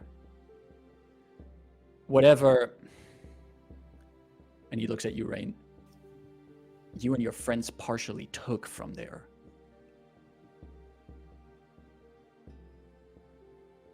So we've been tracking any kind of other planar activity, and we've heard rumors of planar activity here in the Lhazaar principalities. Mother believes it's connected to a larger picture, that whatever kind of movements the moons of Eberron are doing, it's imbalancing the planes. Something is getting them out of sync. Something is pulling them closer than they should be. So it's just me and her here. Special operation. investigating if there's any link to it here, and trying to get any information to help stop it. Noted. I look at Look- Dyson. We are working towards similar goals. We need not be in competition with each other in that regard. Well, the last time you were dealing with these kind of planar things, you were considering just taking an entire planar artifact from a place where it was kept safe for ages. And might I remind you under whose accord that order came from? You were working for Aurea at that time. Indeed. So if you're no longer working for her, what are you still doing then with looking for these planar-related things? Twofold. One, getting to them before she does. And two, Lythan, Delphine, and Rebus. This is not entirely on them. But I have it in my mind that power can be harnessed to correct what is imbalanced, to permanently remove what is breaching and what needs to be put back. Oh, let me guess, you can do that, sister. In due time.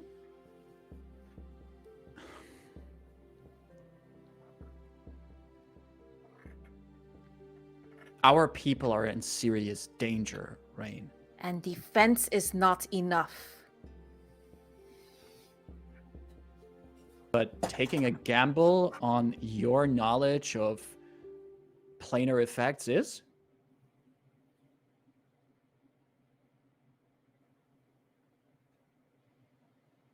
That's not a question you should be asking me.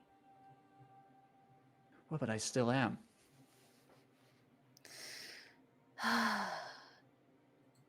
It's almost like I don't need to talk to Mother. What would you be telling her anyway? Would you go and tell her that you're involved in this?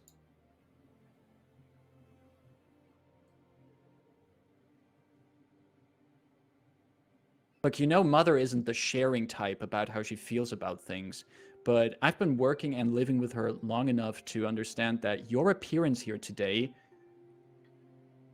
has not been doing her any favors.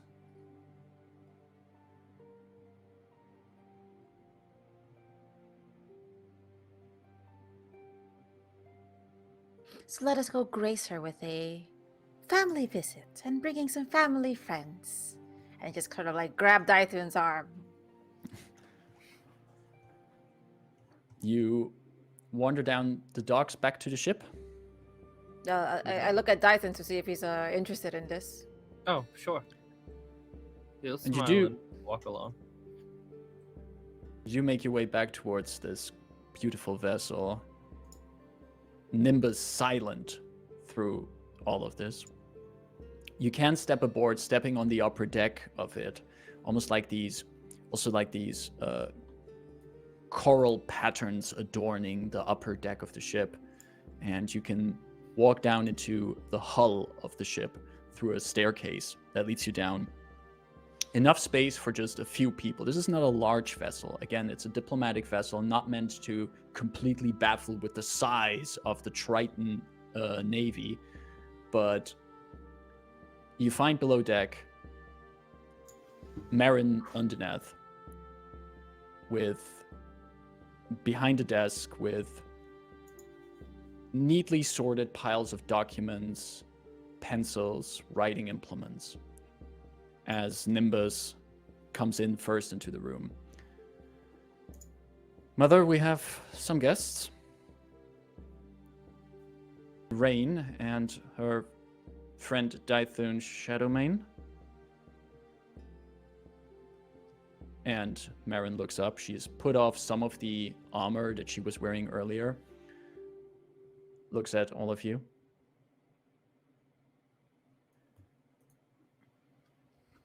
I hope you will understand that I am in the final preparations for our task here tomorrow. We have a tight deadline. Time is of the essence. What can I do for you? If I look over her preparations, so I get a glimpse of when they're leaving, when their sortie is. In the morning. Clocking that.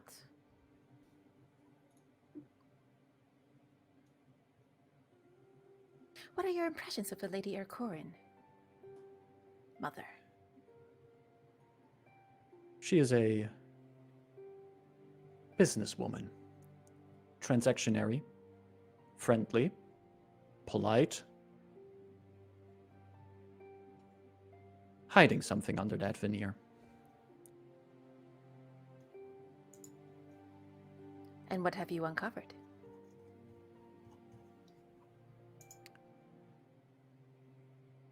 That I will be keeping my eye on her.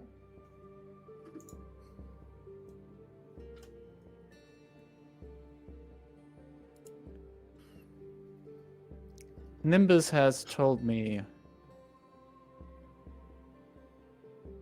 that you have experience with this Aurea Ercorin. Many of us do. I gesture to Dython as well. She is, in hindsight, a rather reckless employer, if I must say.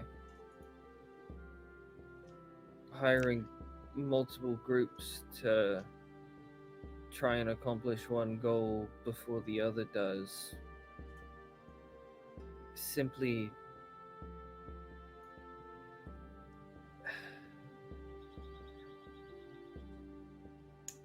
how do I word this? Reckless in regard for those she employs, and reckless in regard for where she goes and what happens in its wake.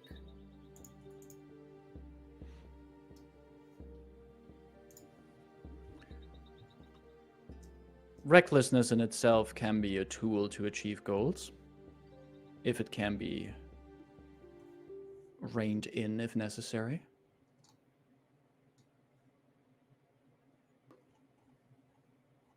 I thank you for this warning. But I think that I will be more than capable of taking her if necessary.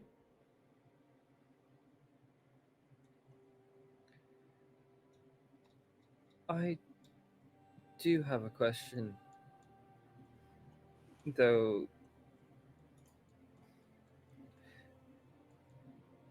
Was she here when you arrived, or were you already working together? No, I've only met her when we arrived here.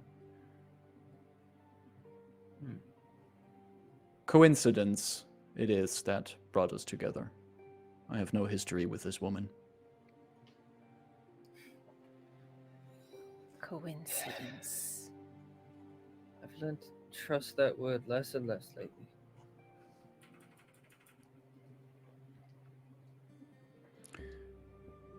I know you care not for the trifles of the surface world. No, I do not. That woman, however.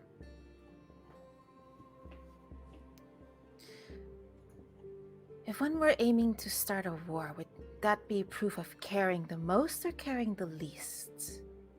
These dichotomies are so troubling to wrap my mind around sometimes. Are you telling me that this Lady Aurea is working on ways of reigniting a war that will cover the surface world? And certainly hinder the rest of us underwaters. Not the least which of all involve assembling planar powers. She is assembling planar powers, you say? How convenient in her task that there are two very strong Tritons to protect her and her goals of investigating the cargoes of a ship. How cordial. What a quaint hobby for royals nowadays. Quite.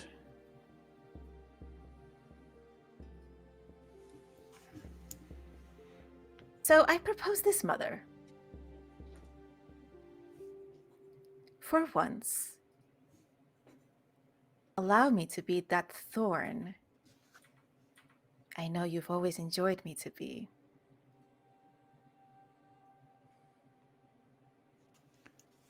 Elaborate. I know not, and I'm disappointed in any sort of diplomatic agreements, alliances you will have with your Corans vis-a-vis Aurea. Stay out of it. And if you need to put on the good face, well, I'll just be myself. I must admit, from what I've witnessed in your interactions with the High Prince today, it had the bravado that I know you for. And it was the right thing to do in the court of a person like him.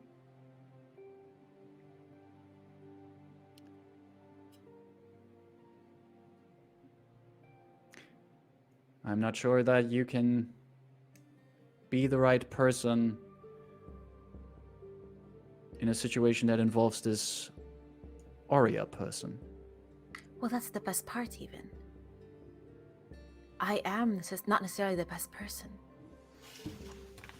But, and I gesture to Dython, we are many. I see. So, should I keep an eye out for you then as well around that ship? Maybe misguide the lady, delay the lady, sabotage the lady. Be reminded that your brother and I are here for the investigation of the planar interference. I cannot waste precious time there in keeping a gnome researcher off your back. What I can try to do is, within the limits, within the time we have there, keep her attention a little bit away.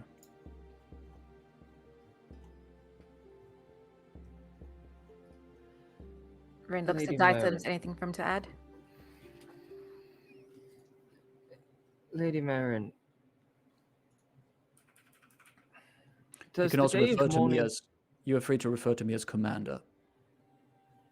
Commander Marin, or just Commander? Commander will do fine.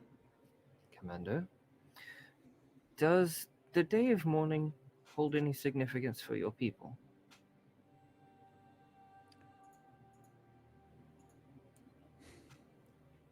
The event which more or less was the point which ended the last war on the surface.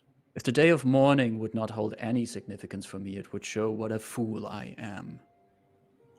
My daughter might have given you the impression that I do not care at all for the surface world. And I will be honest that I do focus on the matters that involve my people most. But ignoring or not knowing about an event large in scope as the day of mourning is insulting to my intellect, Shadowmane. I apologize, I meant no offense. I was more just curious if that had any direct effect on your people. I can't say I've, aside from Rayn, had much experience with those of the Thundersea. We have mostly kept out of the last war, sticking to our own affairs. We had some dealings here and there in the more seafaring elements of the war, but we did not involve ourselves. We did not sign any treaties afterwards. In regards for the surface world, our people are not a nation that wants to hold any sway in that regard. It does help to live where we live.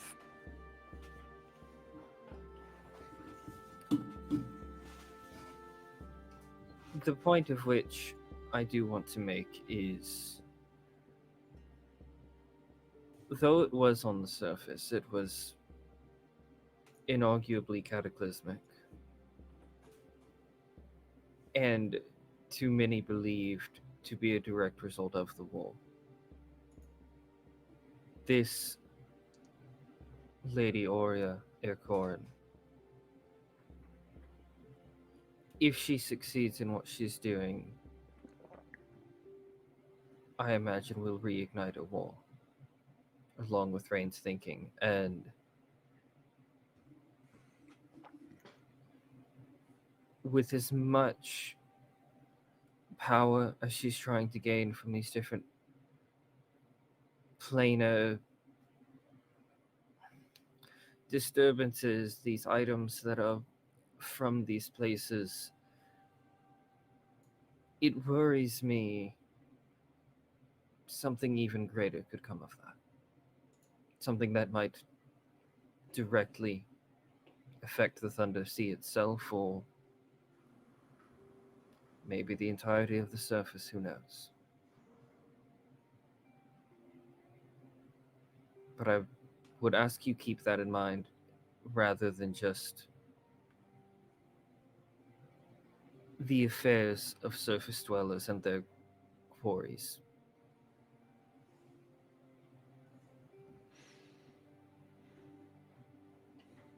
Straightens her back in her seat. Both hands on the table.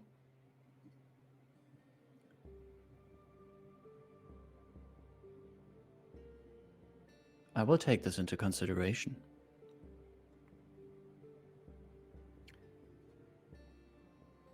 You speak wise words, Shadowmane.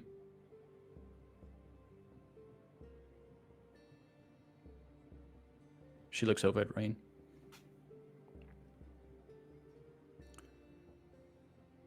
Make sure that you and your companions do not interfere with my research. And your brother and I, will see if we can delay Aurea where possible.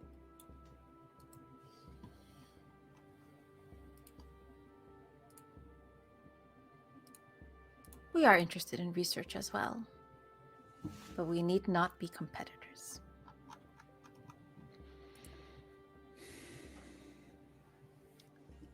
Let's determine that when we know more about the nature of this incursion. I have documentation to complete, plans to make, and I want to be well rested before we leave in the morning. Thank you for visiting me.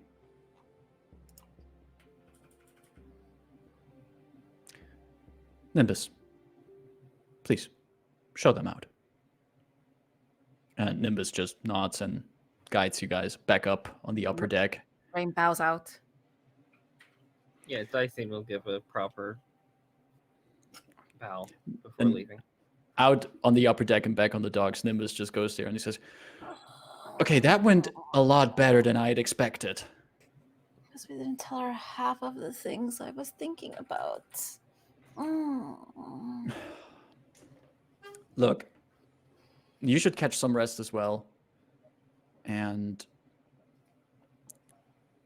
we'll see each other wherever this storm is.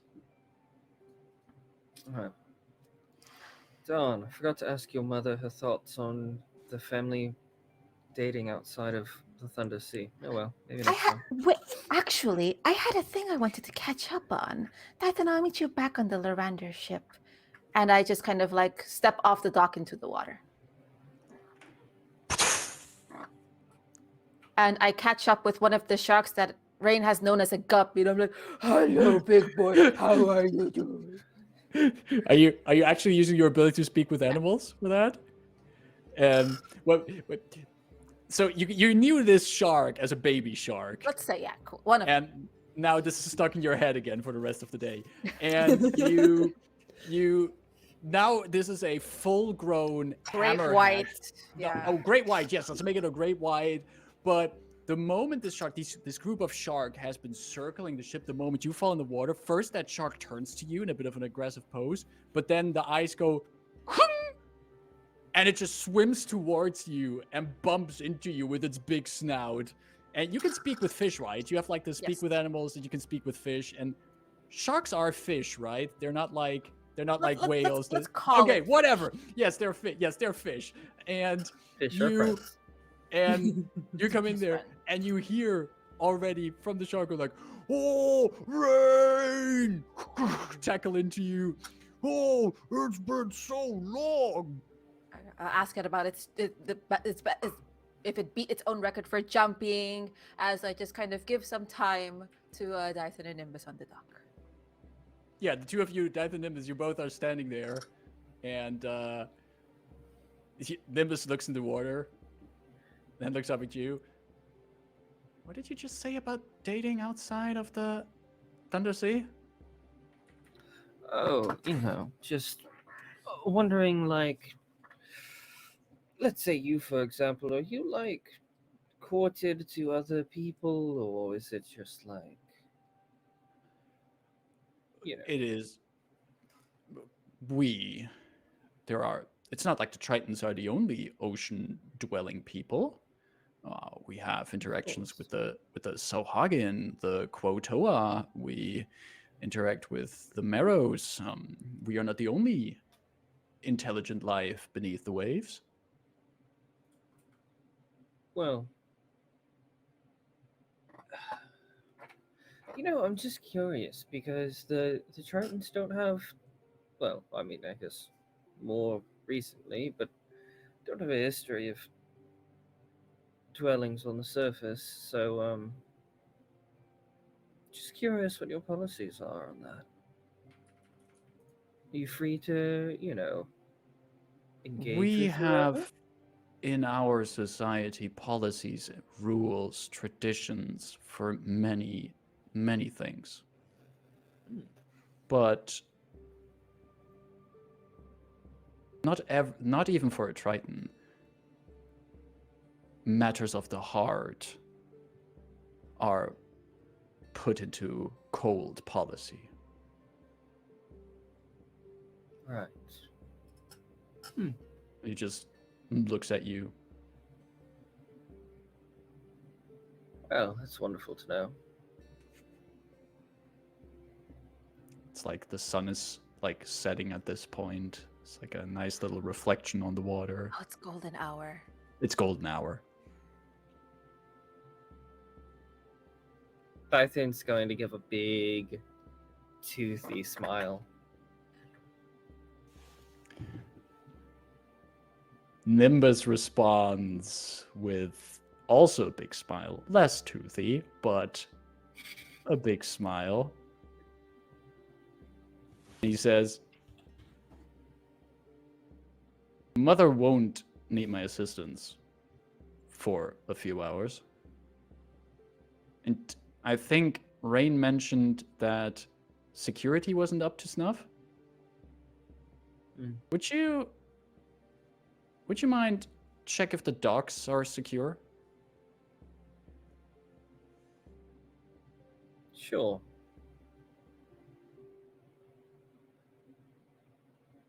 There's a specific place over there at the docks where there might be a potential for an ambush. So I think we should check that out first. Don't worry about Rayn. She can do this for hours. Oh, please,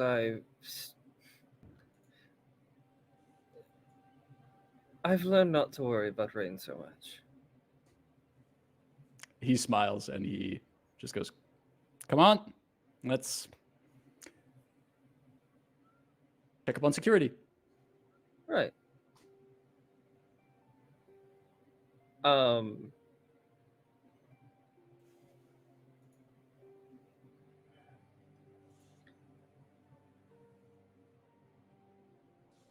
Rayn had not like established a mental connection with Dythun, right?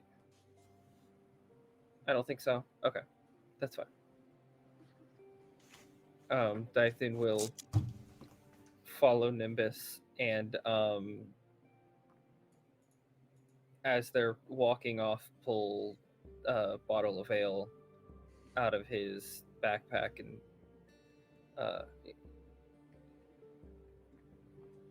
inspection is thirsty work, and just kind of hand the bottle to Nimbus. He looks at it first, and there's a stern face for a moment. We Tritons do have protocol for drinking on the job. And then he looks at the bottle, looks at you, takes the bottle, pops up the cork. Let's just say this is overtime. And he takes a swig, and then both of you wander off with a bottle in hand, checking up on Security. Yes. While Rayn is catching up with a shark.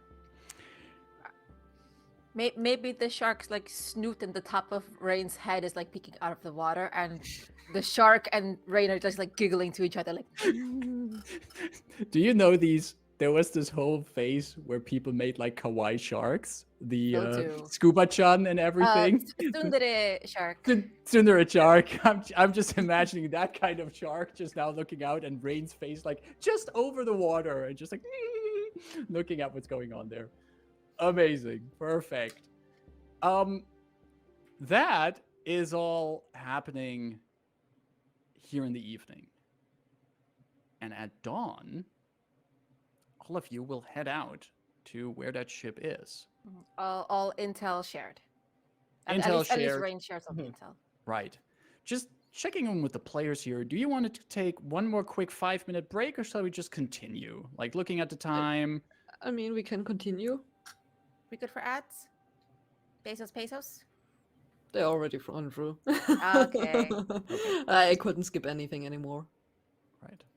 Austin, you also good with just continuing? Yeah, I'm okay with that. Perfect. Then we're just gonna skip our break for today, and we just continue as the golden hour passes, night passes, and in the morning, once all the information has been shared, the party is presented with a ship to take them to this area of storms. Delphine. High Prince Rygar gives you the tour of the ship. It's an okay ship. Has a little bit of age to it. Some damages have been repaired a bit often. And it's not something you would take into seafaring adventures, but it's better than being on a rowboat. And do I get the feeling that this thing might survive a heavy storm? Like, as far as I know, outgoing from the source of that storm, there must be, if it's like acting like a normal storm, like the center where it should be like safe to approach. But the outside parts are the exactly. Once you're in the heart of once you're in the eye of the storm, it's okay, but you need to get there. Yeah. This ship, you've been in some storms. Like, if we're talking about like a mild storm on sea, this is no problem. Even like a wilder storm, minor damages that you can fix. You could still take this ship afterwards somewhere to land and fix it there. But you cannot be 100% sure about like any kind of magical planar storm or something. Yeah. But a heavy, regular, normal, mundane storm, this could survive. Prince Rygar shows you around, and you finish up on the deck once he showed you everything. I'm also giving you some of my people to make sure that this vessel can be steered and maneuvered accordingly. I've instructed them to, considering that you're the Lyrander on board, I'm assuming you will be captaining the ship? I mean, since you will probably not join us. Oh, by the sovereign host, no. I will be nicely back here in Regalport, together already talking some business with your... Did I catch it correctly? Your father? Oh, well, yes. Well, I have Triton nobility in my lab. I'm giving a ship to Lyrander nobility. Really not a bad week. Can it get any better? So, but don't worry. I have my experience with storms on the sea. Perfect. I have no reason to worry then. I know that this ship will come back practically unscathed, unharmed, and safe and sound. I'm not sure about your people, though. Well, they know what they signed up for. They're in my employ. Should anything happen to them, their families will be compensated. Good to know. I'm a good employer. If you're ever looking for more work outside of this, if you're looking to, I could use them. Well, I'm not here for the commercial spiel.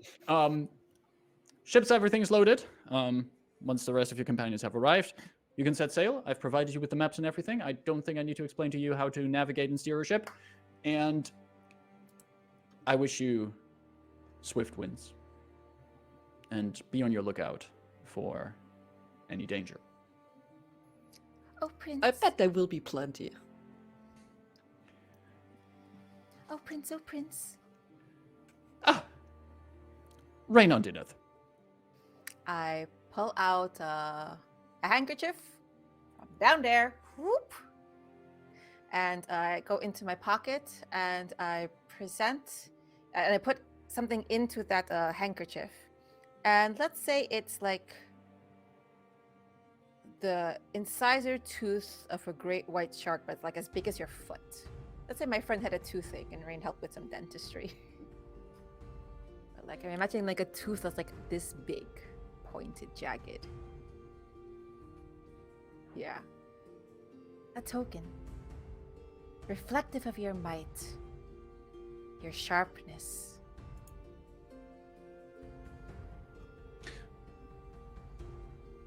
A while ago, there was a Sahagin envoy who actually gave me a necklace of shark teeth. A baby shark, perhaps. Well, this certainly is larger than any of the teeth on that necklace. Might make for an interesting dagger. Thank you very much for that, Rayn. I hope you will come back unharmed. So we can have a conversation as equals. I would very much look forward to that. I look over at Delphine. Totally unfazed by this. Figured. And the prince goes off the ship, and before you know it, sails are set. The limited crew on this ship here brings all of you out into the sea. And you do know from the maps and the likes that you have been given that it's going to take about a day or two of sailing to get there. The waters themselves on the day that you leave are fairly calm, and the wind is at your back. Sails are filled with the billow of it, and your journey for these 2 days goes by uneventful, if only for a short shower of rain on the second day. And then later, you can spot on the horizon dark clouds. From sky to sea level, there is just this dark curtain of clouds and mist. And dancing inside of them, you see lights in different colors, as if lightning flashes in chromatic colors all through this barrier. The waves here get wilder and more rough. The crew on the ship is already rolling in some of the sails, readjusting, steering against the currents, trying to keep the ship stable. But it is getting rough here. Those of you who are not as used as Delphine to being on top of a ship might need a little bit of assistance to keep balance. But Delphine, this is not your first rodeo. You can easily keep steady here while you keep an eye on the rest of the crew. And as you're getting closer to this storm, this location that the maps have been showing, you also see that not too far from your ship, underwater, you see a silhouette of a ship pulled by a bunch of other shark-shaped silhouettes.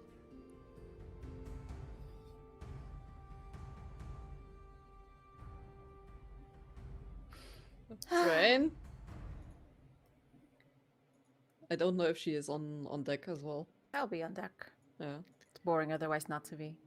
I'm not sure with what kind of vehicles your family is traveling, but... With that one.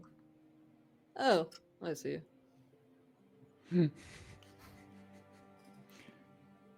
They seem to be a little bit faster than we are,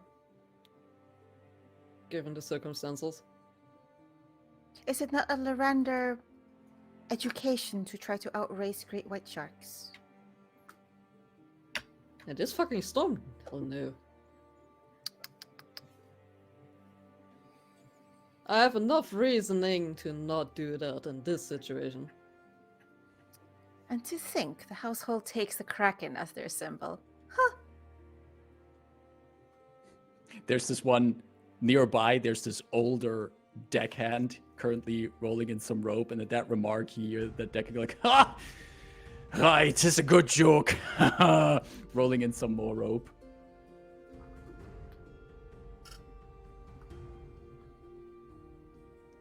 Well, how are we then to approach the storm then? Or would you like to try to hitch a ride? I mean, we are on the direct way. You haven't noticed yet.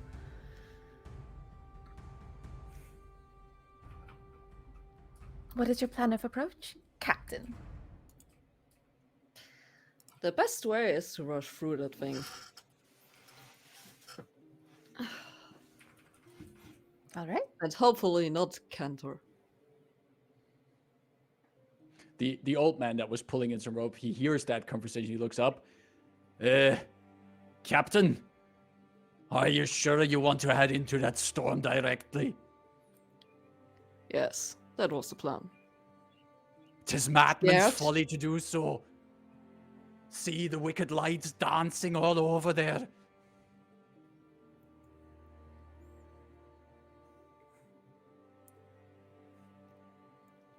I mean, if you wanna leave, this is your last chance. You're free to go. The old man looks at you, looks out in the water. Oh no, oh no. Once more. Unthrow the breach. And he just straps some rope around him as he defiantly looks into the storm, aligned with his captain. Well then, let's go. You heard the captain. Steer the sails, unroll the stuff, and get into the storm.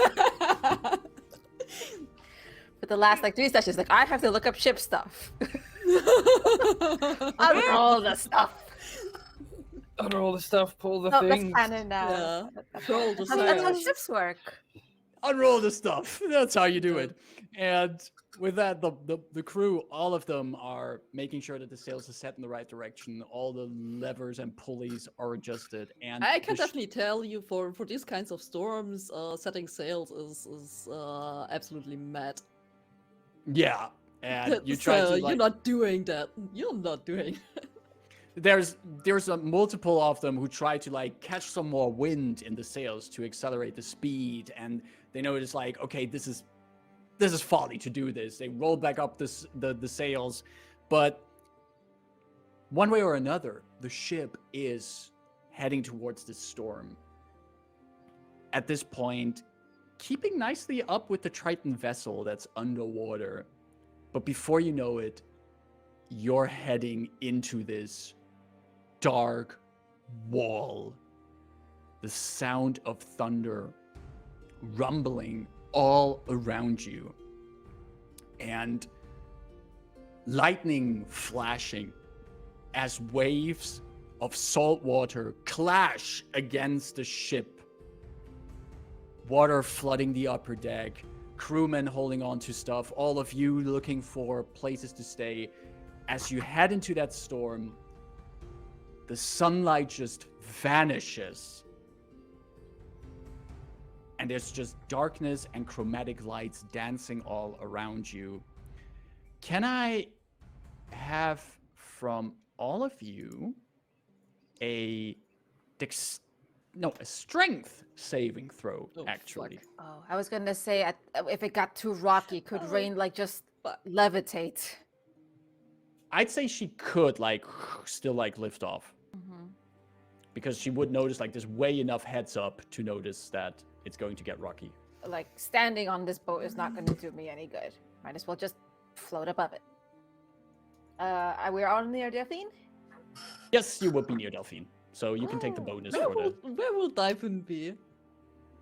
I think Dyphone's actually near the front of the ship watching. Okay. Tower. But center. He's not hanging over the side or anything. He's not Titanicking. No. What will I give for a cat vantage right now?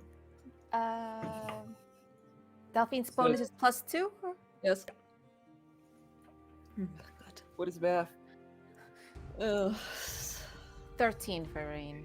13? Delphine? Surprisingly, a 15. 15. And Dythun?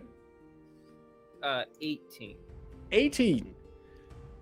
The ship is rocked by a large wave that just crashes into the starboard of the ship, almost tilting it to one side.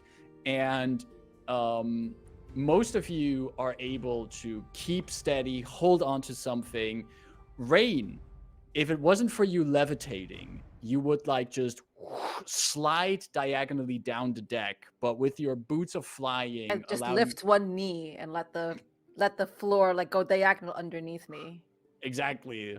And lift up that knee, get into that diagonal position. But you do see some of the crewmen just holding on to some ropes as the ship slowly goes crashes back into the water while you're still surrounded by darkness. As it's raining, pouring, and you're describing darkness, Rayn notices a Rebus getting battered. Mm-hmm. And says, and she'll tell him, "You'll have a better job holding on with 2 hands instead of 1 with that lantern of yours. And I'm going to lend Rebus a particular set of goggles that will let them see better in the dark." Mm-hmm.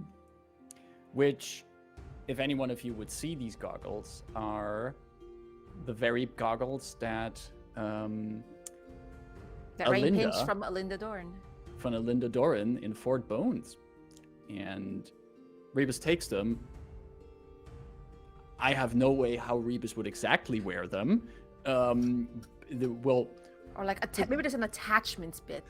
Something like that, but in any way puts them on and looks at you. "Thank you, Miss Rayn." Attaches the lantern safely. Dythun. If this is the kind of world where magic armor sort of grows to fit as it gets attuned, I imagine the goggles grow to just be one covering plate. Or a lens. Yeah. These don't take attunement though, but Yeah, we'll take the attunement. but cool. You know what? I like that better. So that's what it is. And as that is happening, a crimson-colored lightning strikes the deck, and you see that some of the crewmen who were trying to hold on to some ropes to steady themselves, 3 of them are hit by that lightning, scream out, and you see them touching their face, and just bursting out from underneath their skin is suddenly this plumage of colored feathers that is going all over their chin and just goes all the way down to their knees as you see them looking at each other. What is going on? Oh no. Oh yes, but oh no. As the ship continues here, you see underneath the waves next to you, the Triton ship comes to the surface, breaches the surface, and on the deck, Nimbus climbs up in his full regalia, his full armor, and he's looking at the ship. He's looking for Rayn. It's like trying to make eye contact with Rayn, and then just quickly points to his forehead. And once the connection is established, he goes, spotted a ship just a little bit off from here, at least what remains of it. I'm assuming that's the one we're looking for. Is the royal with you? She's a little bit ahead of us. She's in her own suit. Suit. Curious. Can you get us closer? We have some good sea legs, but not good sea lungs. I mean the rest of the crew. You want to come aboard here? If there's room. Well, maybe we can take you on to the wreck. Maybe you can first, then we'll take you over to the ship and you check out the surface decks and you work your way down from there. I will relay. And Rayn relays saying that we need not take Prince Riker's vessel further in if we don't want to, because of the rest of the non-adventuring crew. We have space. And Aurea is ahead in her own vessel. Which Rayn looks like confused and wondering about, because I don't think she's too familiar with like these kind of vessels. I think that seems like a good idea. Or must the captain stay with her ship at all times? Well, I'm responsible for this ship and like bringing it back more or less unscratched. The old sailor climbs up to you like, "Oh, Captain, if 'tis your mission to leave the ship, I can take over. I could make sure it gets out safely." You see this old man is like completely drenched in water and sweaty and exhausted. I mean, we are probably all totally wet. Yeah, at all this of you are point. like soaked at this point. I have experience steering these kinds of ships.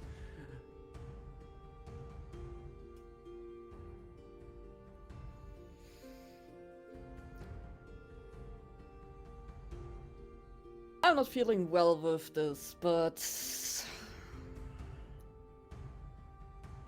Hey, Delphine, there might be something Yeah. that helps you. yeah, How about Delphine and also the rest? Give me a quick perception check, please. yeah, sure, This might help with a bit of the decision making. yeah, yeah. This is good. 8. Best rolls than ever. 8 for Rayn, 17. 17 for Perception, you Dyson. say? Yes, 22. 22. This is like terrible weather to perceive anything in. Dyson and Rayn, you're too busy dealing with whatever kind of mess is happening on deck, whatever kind of decisions need to be made at this point. It speaks to Delphine's experience as a captain to not be so distracted by these kinds of storms and still having enough clarity in the mind to keep her attention on things that are happening in the wider area. So Delphine, you notice that further ahead in the darkness of the storm, briefly illuminated by a pink lightning, you see the outline of an elemental ship. A wooden ship that lies sleek in these waves. And just briefly you catch the light reflecting on an elemental ring of water surrounding the ship. Light flashes and you don't see the ship again. Another flash, you briefly see it again, as it seems to be heading in the same direction as you are.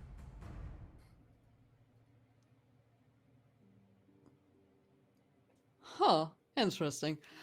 Looking at that sailor, also to notice Delphine was never a captain. So,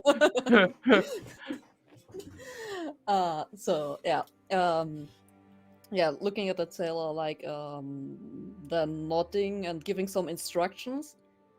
So, because even though if they are trying to get out of this here, it's still very rough and everything. And there are some crew members that are totally out of their mind at this moment.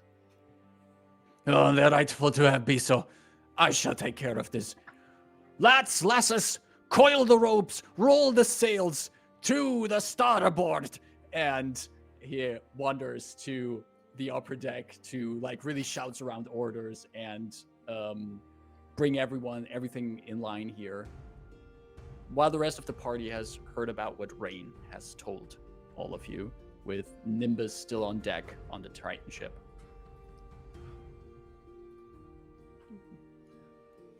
Then going over, I guess.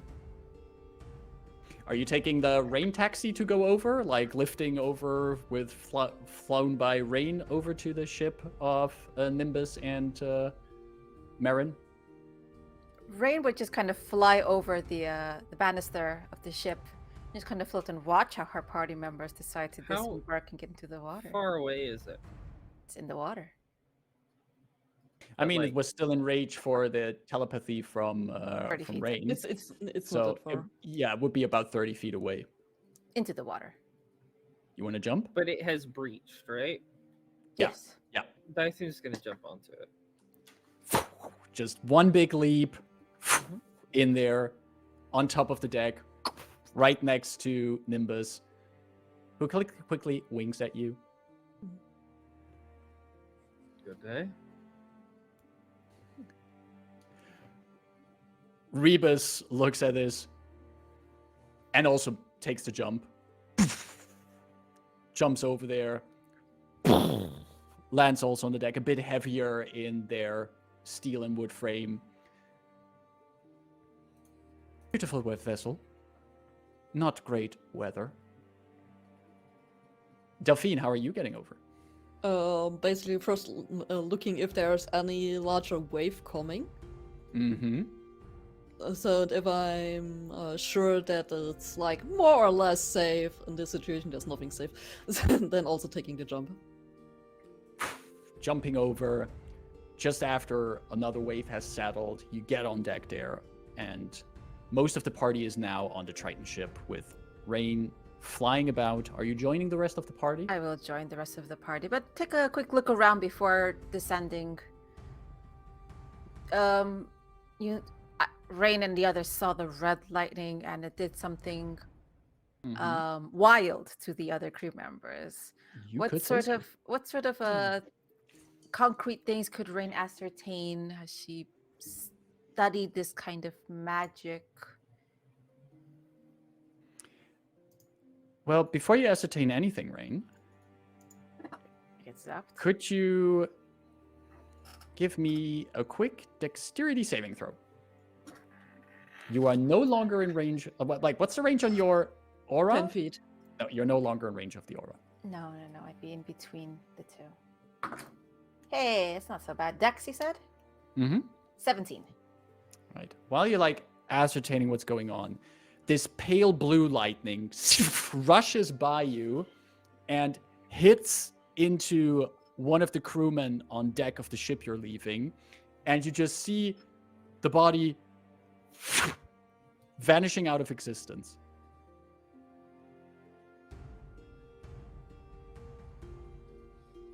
I float towards the banister, so I'm not a floating lightning rod, and I just kind of look and wait to see if it pops back.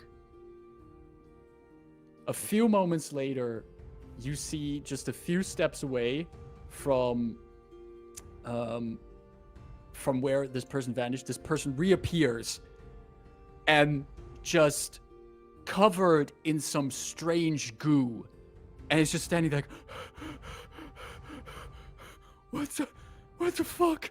What? Bye. Ah!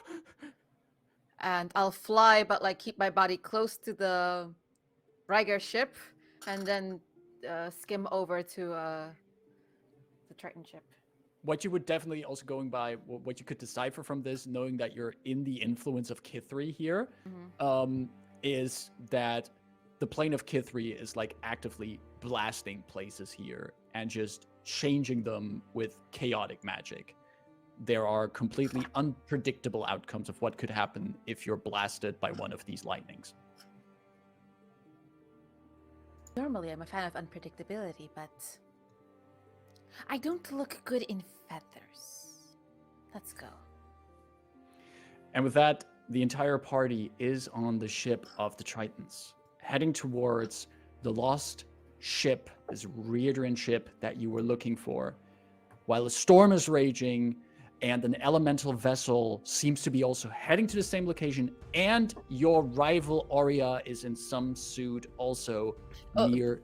Yeah, Delphine hasn't told the officer that she saw the vessel. Correct. But with all of that converging here in the storm, we see a few more flashes before the Triton vessel heads out towards your destination. And what awaits you there, we'll find out in our next session. Woo! Okie dokie. We have survived another session. The party has made it to the ship at least, but I'm curious to see what you're going to do with all of these other people looking into this ship. Who knows? Nice setup, some good lore drops. I love a good Eberron lore drop. Indeed. And also a few things that are coming back from a few sessions ago. Also some theorizing. Like, I like the bit that there's like that Rayn is proposing, like also the theory, like there's probably some Creation Forge business involved in here. Some good theorizing with the information that you have and see where that is going. But we know that, don't we? As players. You do know as players that the current family might have possessed Creation Forge technology. That's something that we got in a flashback. So it is a very good theory to have. Like, as a player, I'm like, let's break some alliances. Let's make it bad for the antagonist. I don't know. Exactly. Awesome. Yeah, that was good fun. I'm looking forward to next session to see what kind of shenanigans are going to happen in this kind of storm. Before we head out for today, first of all, thanks for the rates and the people who hung out with us in chat today. Thanks for dropping by and helping us out here. Before we head out for today and wrapping up, any upcoming things people would like to share in the upcoming week that you're being involved in, that you would like to share with people? Yes. I'm just gonna pop a message.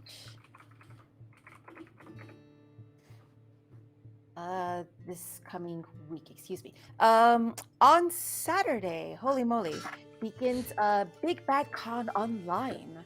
So Big Bad Con is this amazing convention that usually happens in California. A lot of us can't make it to California for logistical reasons, financial reasons.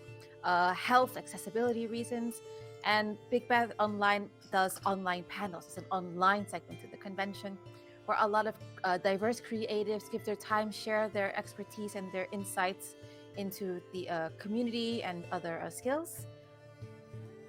Beginning Friday, Saturday, and Sunday, go to Big Bad Online under Twitter and find out how to join all of their panels. I will be moderating quite a few because they're at all times of the day, even time zones that work for like us here in Europe or in the UK, etc. That's super cool. Yep, definitely. I dropped the link to Big Bad Con in general also into chat, but you can also find the Big Bad online schedule from there as well. So check them out. Thursday here at Horde of Tales is going to be something big happening too. We are going to be starting a new actual play based on the Aether system, and it's going to be called Seekers for the Hearts, and it's going to be GM'd by the wonderful Angela Phoenix 23 fam, one of the most amazing storytellers that I personally know. We have a great international, diverse, representative cast and a great story lighting up, and you'll catch that every Thursday for 8-ish sessions at 7 p.m. GMT, 2 p.m. Eastern, or BST, excuse me. And I'm really excited to have that starting. Promos will go out tomorrow. We're running to get all the good things. You know how it is. Excited. And on Monday, I will be back at Manapod Studios to finish up one arc of our Starfinder Spay Fix and Kill series. There is a spaceship bombarding a planet. That's where we left it. It's going to get bad. Let me put it this way. As we started the mission, the NPC gave us 6 healing potions, and we're like, uh-oh. So that's going to be Manapod Studios at 7:30 BST, 2:30 ET. Monday. Definitely check us out. All right, perfect. Glad that you already mentioned the upcoming streams here on Horde of Tales. I'm going to also be this Saturday in the final chapter, the final session of this chapter of A Study in Ivory, a Vampire the Masquerade game, also on Manapod Studios. We're wrapping up this chapter, and oh boy, do we have a lot to wrap up in that. Really curious on what kind of story, together with the other players, we're going to weave there. If you want to check that out, you can check that out on Saturday, 1st of April, not a joke, at 7:30 GMT on Manapod Studios as well. Unfortunately, though, next week on Tuesday, we will not have a Convergence Manifesto session here. This is going to be due to the GM, unfortunately, also having to do work-related things, because things in life cost money, and I'm not yet at the point where I can live off just telling stories all day long. A man can dream.